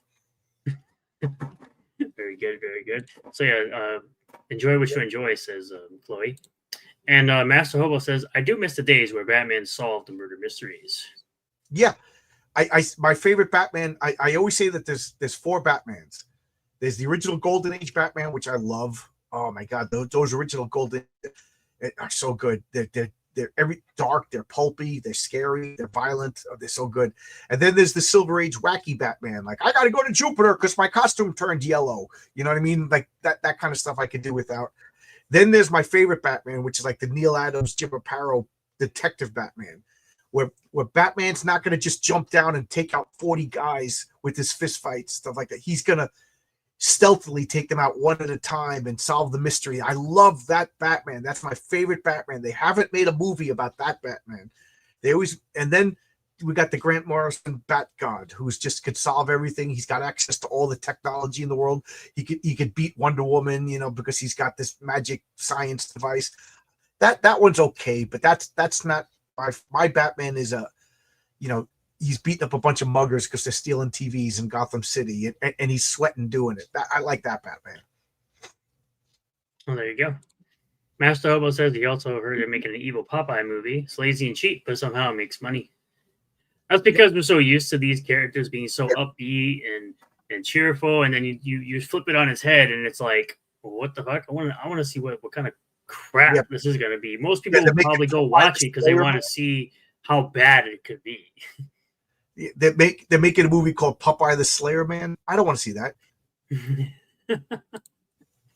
Oh, Batman had a gun? Like the original Batman. He had the purple gloves and he had the gun. Yeah.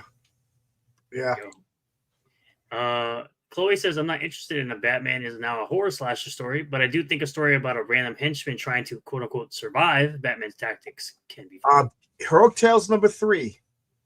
That's exactly the plot. It's one of the henchmen who got away and telling the police what happened because nobody will believe that there's this guy in the streets. I'm trying to write it as if Batman was, you know, like he's the final girl and Batman is the scary Jason going around whacking everybody. You know, so the conception of the Raven is he's going to be like a dark, stealthy Avenger. So there you go, Chloe. Heroic Tales 3 is right up your alley.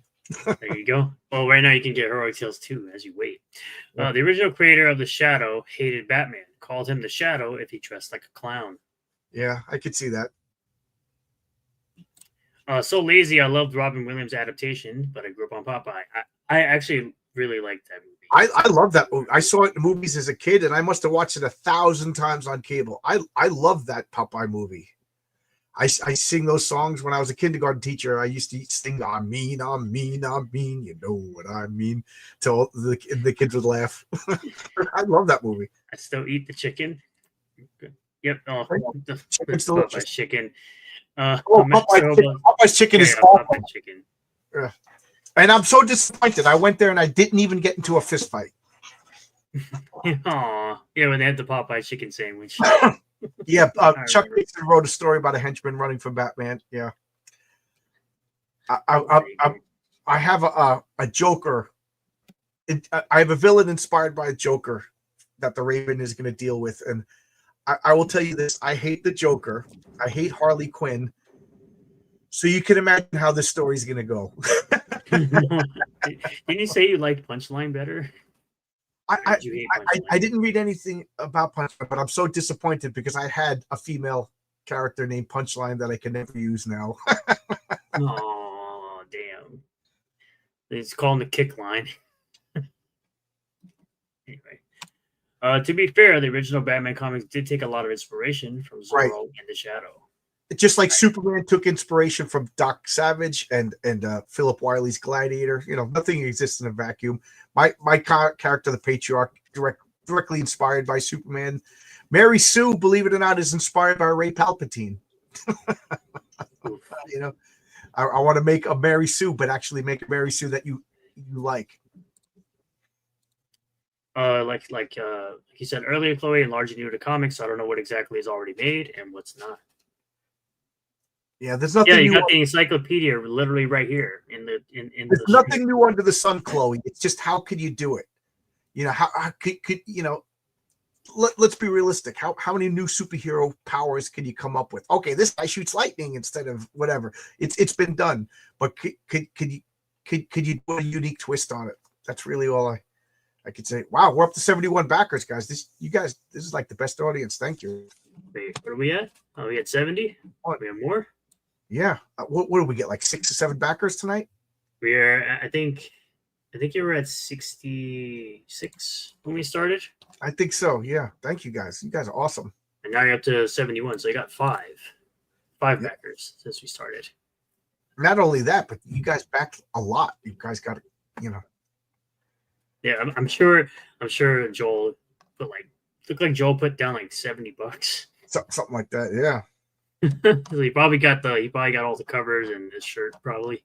Am I allowed? He already got this. I just got the notification for another backer. Am I allowed to say the names? I don't want to dox anybody, but JS, thank you. Oh yeah, we have a JS pin in the chat, so we do have a JS pin in the chat earlier, so it might be him. It's most likely him. Brian Bow of Wolf and Betsy. I don't know if you're familiar with that comic. Great comic book, so good.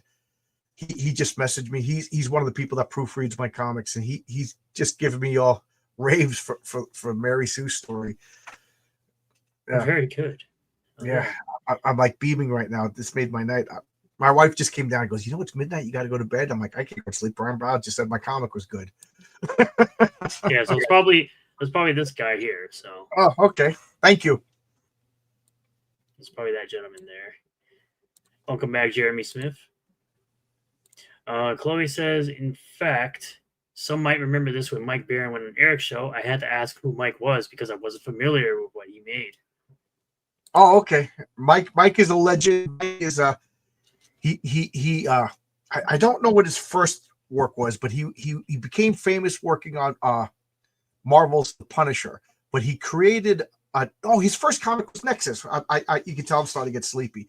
Him and Steve, he discovered Steve Rude, who's a legendary artist. They made Nexus, and Nexus is. I just said there's no new unique superheroes, but Nexus is so unique.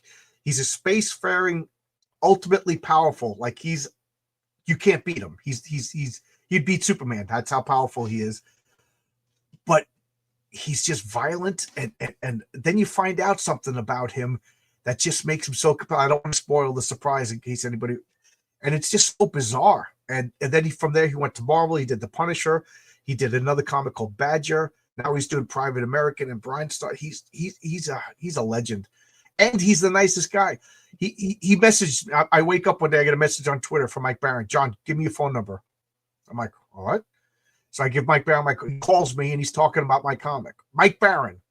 I've been reading Mike Baron comics since the 80s, and this guy's calling me to give me advice and stuff like that. And I'm going to put this maybe on my next campaign, that Mike Baron said that my comic book is better than the Harley Quinn Fartacular. And that's something that I'm proud of. That's very good. Garfield Bizarre Adventure says Nexus and Badger are some of Mike's most popular characters.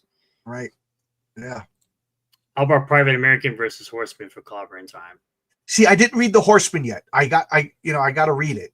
I got to do my homework. I'm putting in an order for it. Horseman's really good. Like, it's one of my favorites from Ripperverse for sure. Yeah. Like, I think I might put it even above Alpha Core, and I really loved Alpha Core. Yeah, well, that's Chuck Dixon. You know what I mean? So is the Horseman. Yeah, I'm saying, yeah. No offense to Eric July, but your first comic, and then your second comic is followed up by a legend like Chuck Dixon. You know what I mean? And it's like John Bull is up to bat, and then I hit my strike and I trip and I fall into first base, and then Babe Ruth is up after me. You know what I mean? Very good. Yeah, I think so. Yeah, so right now for the Ripperverse, at the very least, my top three are definitely Horseman, Bloodruth, and Alpha Core. I haven't read Gooding yet. It's the only comic from the Ripperverse so far that I haven't read. Right. Mike Baron sent me, and then he sends me a copy. And then, funny enough, that's the Mike Baron book. Yeah, Mike Baron is so good. He sends me a copy of Gooding. Like I said, people are nice. Stop focusing on these drama queens and focus on the people that are in it because they like comics. Yes, he wrote the Wally West Flash. Yes, that was a revelation to me because, like I said earlier, I was always a Marvel guy. I liked Marvel because as silly as it sounds, the Marvel characters were more realistic. They had more realistic weaknesses. Ben Grimm was a groundbreaking. We take it for granted now, but Ben Grimm, the Thing, he gets superpowers and it ruins his life. He wished he didn't become a superhero. He's a rock monster. Like, that is, oh my God, I love the Thing. So at DC, it was always just like, what's your weakness? Kryptonite. It's a magic rock. What's your weakness? The color yellow. Like, it was just goofy and I couldn't get into it. And then Mike Baron has Wally West. He's the Flash. You know what his weakness was? He had to eat constantly to keep his metabolism up so he could maintain those speeds. Like, in the middle of a fight, he would like, and he would have to run off and go to a hot dog stand. You know what I mean? I just thought that was so cool because doesn't that make sense? You're going to have a super fast metabolism. You need the calorie. Like, to me, Wolverine should constantly be eating because he's constantly regenerating. So if I was whatever, Mr. Sinister, and I had I would put Wolverine in a place with no food, throw him in the desert. He can't eat. His regeneration is going to stop, and then he will die.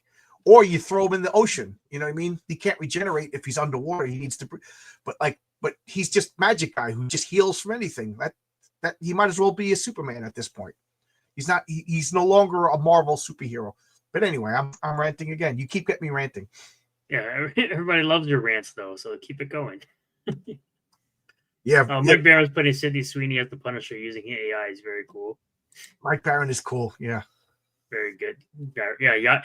Eric announced the Ira 3. He just put the Horseman #1 up for pre-order last Friday, and he's already saying, another book's coming. Another book's going up for pre-order next Monday.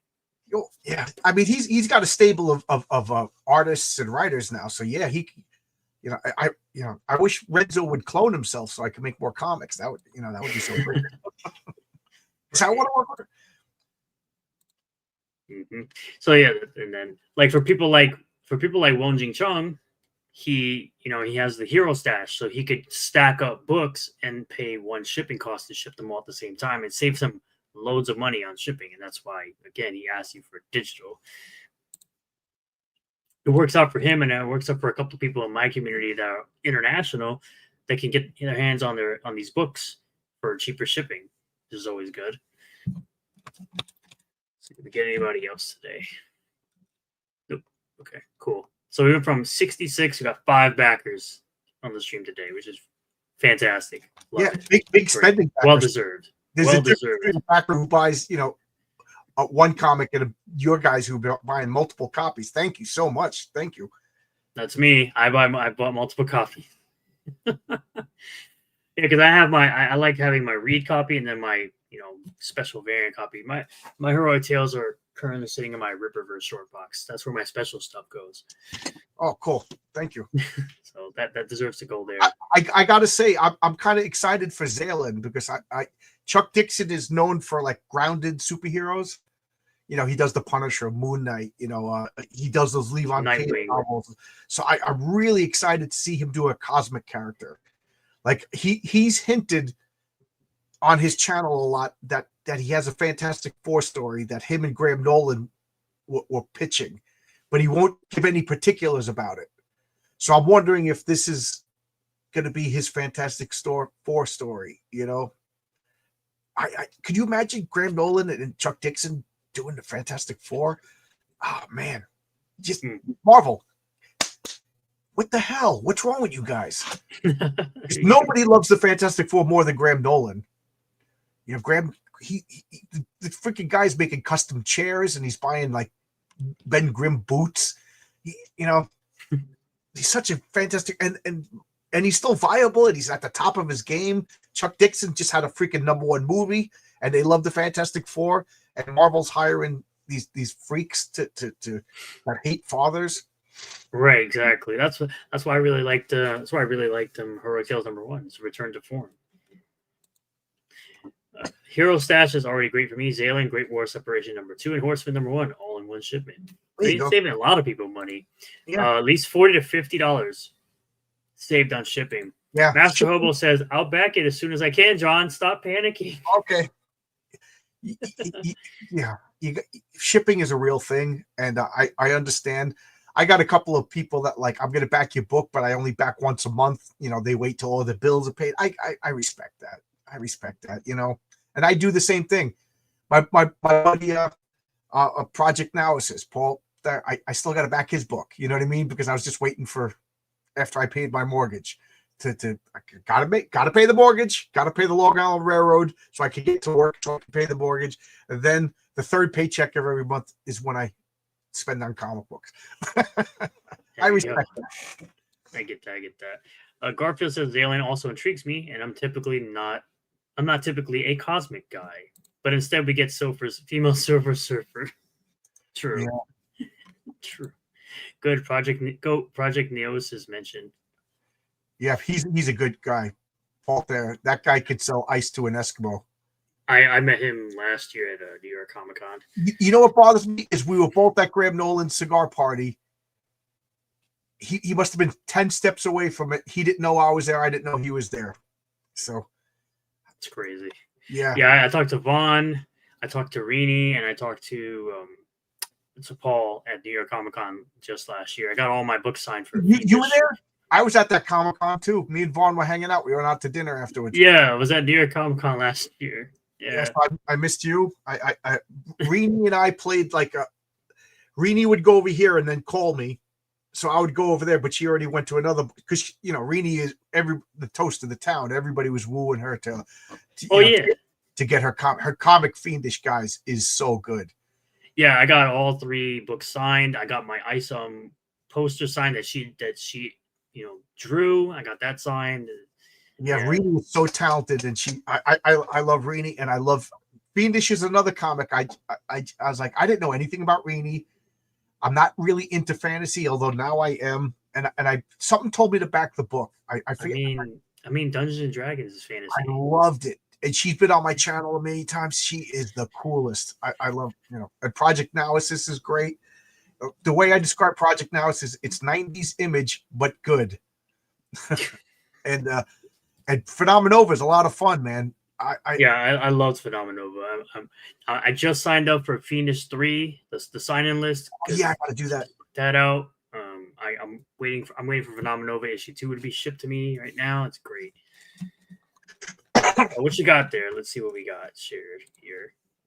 I said that if you want to share this picture, this is my cosmic character. This is Renzo is working on this stretch goal card. That's Starlet. So just imagine Ginger from Gilligan's Island. She's an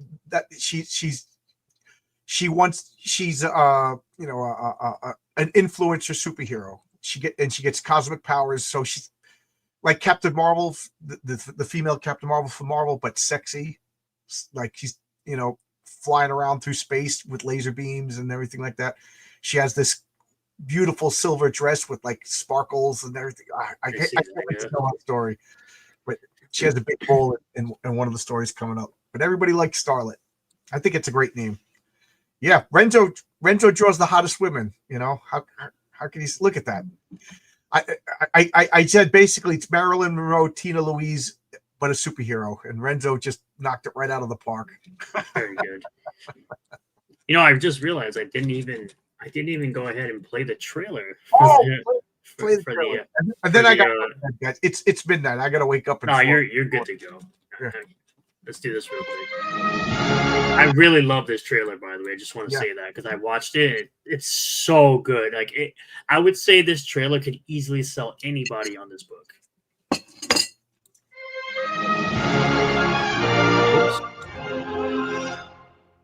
Let's go back.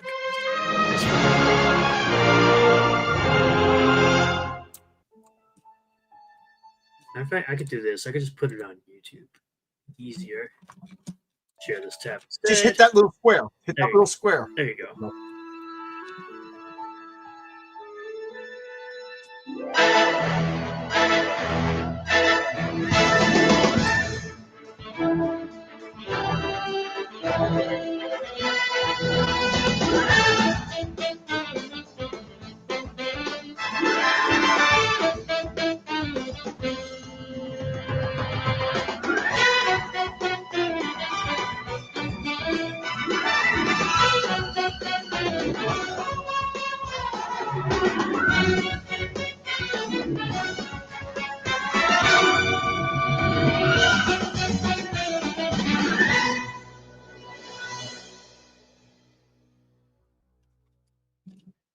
Yeah, so there you go. Yeah, that was by Kyle Prometheus. He made that for me. I just love it. Incredibles vibes. Chloe. Yeah, I love it. I love that jazzy. In my mind now, that is the theme music for Heroic Tales. That theme music was good. Yeah. Is that the vibe you're going for, Incredibles? Well, The Incredibles is the greatest Fantastic Four movie ever made. So the first Incredibles is awesome. The second Incredibles movie is flawed. There's things I like about it, but it's not as good. It got infected by progressivism, whereas the first Incredibles is just a great superhero movie. But I love the characters in The Incredibles. The Underminer is one of the greatest superhero villain names of all time. I'm so jealous that I didn't come up with that. Very good. Very good. Yeah. All right. So as we wrap up here. Yeah, I got to go to bed, guys. As we wrap up here, do we have any final thoughts or anything you want to share besides obviously the campaign? So, Heroic Tales is, I call it it's a love letter to Blue Sky superheroics. And what do I mean by that? It's Blue Sky meaning back when comics, the good guys were good. It's pre-deconstruction era. A hopeful feeling. Like as much as I like the Watchmen and things like that. It's been done. I don't want to watch The Boys. I don't want to see any of that stuff. I want my good, hopeful comic books. But I don't want it to be like Silver Age hokiness either. There's going to be real stakes, death. Just like Eric July said. There's no multiverse do-overs. There's when people die, they die. Continuity is going to be super important. I'm a continuity freak. I love all that stuff. So again, this is my love letter to Blue Sky Bronze Age Marvel. You know, if you liked early Avengers, the George Perez Avengers, John Byrne's Fantastic Four, and Chris Claremont's X-Men, I'm not saying my comic is as good as those. I'm a rookie, but that's what I'm trying to go for. That's my goal. You know, that's my goalpost. Did I get it in there yet? Not yet, but that's what I'm trying for. And I need your help. You know, this issue is funding issue 3, so whatever goes into the coffer makes the budget for the next issue. You know, so I can't do it without you guys, and I have like a 10-issue arc planned, but each issue is also a standalone issue. I think it's a big ask to ask people to wait 6 months for part 2 to a story, and then you paid $60 for a story, and you're like, that wasn't even that good. So you're paying $10 for 2 stories complete, but it builds on the next one, like the way comic books used to be. I'm trying to make them as affordable as possible, at the same time without breaking my own bank. So I think I'm doing what I set out to do. I just need your help to get there. I don't know what else to say. Very, very good. Just so you guys know, like I have said it a couple of times, the pinned comment in the stream is to this comic. If you want to get number 1 digitally or physically, you can go to the link I put in the chat for Heroic Tales number 1, and John will get you that as soon as possible. Yep. Right away. You'll get it. You'll actually get it. No damages. You'll actually get a good book, a very, very good book, and you'll get it in a timely manner. But if you want to get both together, there is obviously a catch-up pack with Heroic Tales number 2. Like I said, link to the top of the chat. I also did drop John's channel down below in the comments as well. I'm going to put it in there a few more times, where tomorrow at 7 p.m. he'll be doing art with Oscar, and he'll also be doing another episode of It's Clobbering Time, which will be the Patriarch versus the Six Gun Gorilla.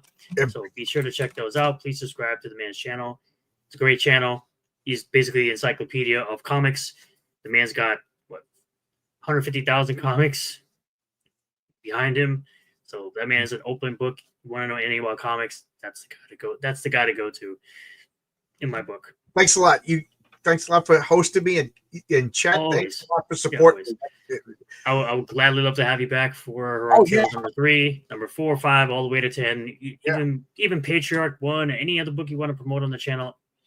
I would love to have you back anytime. Yeah, it's like I said in that trailer, it's about comics. You know, I think we lost the metaphorical we've lost our way. The mainstream has lost their way, and then we were supposed to be a reaction to that. And then I think the independent, I think we also lost our way.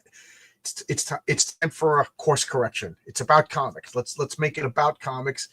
If you want to do other stuff than comics, that's fine too. But for me, it's about comics. You know, I got into the drama thing, and just as quickly as I got in, I got out. It's not for me. I felt like it's truly not. It's truly not worth it. I'm at the point where I'm pretty much out of it. I mean, I'll shoot some messages here and there to kind of stir a little bit of stuff up. Of course, correct people here and there, but I'm gotten to the point where it's like, it's just gonna be the same nonsense over and over again. I feel dirty that I got it out with that Mike Wheeler guy. I shouldn't have. You know what I mean? I should have known better. I figured. I saw that comment too. It was just like, I kind of just ignored it. I was like, whatever, bro. What got me though is I'm very loyal to Luke Stone, and when he said, of course, people were rejects, I was like, you have no idea what this guy did to help me. Luke Stone went above and beyond to help me, and if he's doing it for me, I can't be the only one. I'm not special. He you know what I mean? So he's got to be helping everybody who's got a comic on that website. So I just got a little perturbed, and I probably shouldn't have, and I'm embarrassed by my behavior. But no, it's totally understandable. I probably would have said something. I probably would have said it in a nicer way, but I would have been like, hey man, I had a couple of good singers in there. I'd have been like, hey man, I backed a couple of books in there. They just wanted an easier way. You got a better way with putting the shadow banned or censor or whatever. Yeah, they had a guy doing an alternate to Indiegogo Kickstarter. You got to understand it's not really what it's about. It's about people being able to sell their product and people can see their products without having to basically have their comic go into the ether and never be seen again, type of thing. I was on Indiegogo. I had to pay a 5% platform fee, and then I'm banned. How does that make good business sense? You know? Yeah, Luke's a good guy, man. Luke's a stand-up guy. You know? So, but I really got to go to bed. I'm like, now you're all good. I get you. Thanks. Y'all have a great night, guys. No problem. Have a good one. It's exactly 3 hours, so I'm gonna nope out now because my you go right ahead, my friend. Have a good one. All right, there we go. We had another awesome stream with John's Longbox for Heroic Tales #2. It wraps it up. We hit the 3-hour mark. We typically go for about 2 hours, but obviously we let John rant because we love to hear him talk about his comics and all the experiences he's had and talk about his projects, because when you have someone who's passionate about what they're doing, you want to just let them kind of talk about it and you see their passion in what they're doing.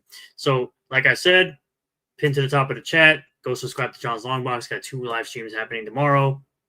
It's going to be a lot of fun, I'm sure. I appreciate you guys for hanging out. I appreciate all the kind words from everyone in the chat, including the people who have super chatted. I appreciate all you guys for being here. Thank you again, Arcane, for the resub. Thank you, Binoc, for the 10. And thank you, Kenneth, for the kind words and the 10 as well. I appreciate you. Good night. Good night, Garfield. Good night, Judo. Good night, Wone. I know it's morning time for you, but I appreciate you. Appreciate you, Matt, Master Hobo, Sir Ubisan, DC Miller, Chloe. I know Emily was here. I appreciate you for being here. Jeremy Smith was here. I appreciate you, my friend, and huge shout out to everyone who are channel members. I appreciate you all, whether it's you're gifted, whether you became a member yourself. I appreciate the support.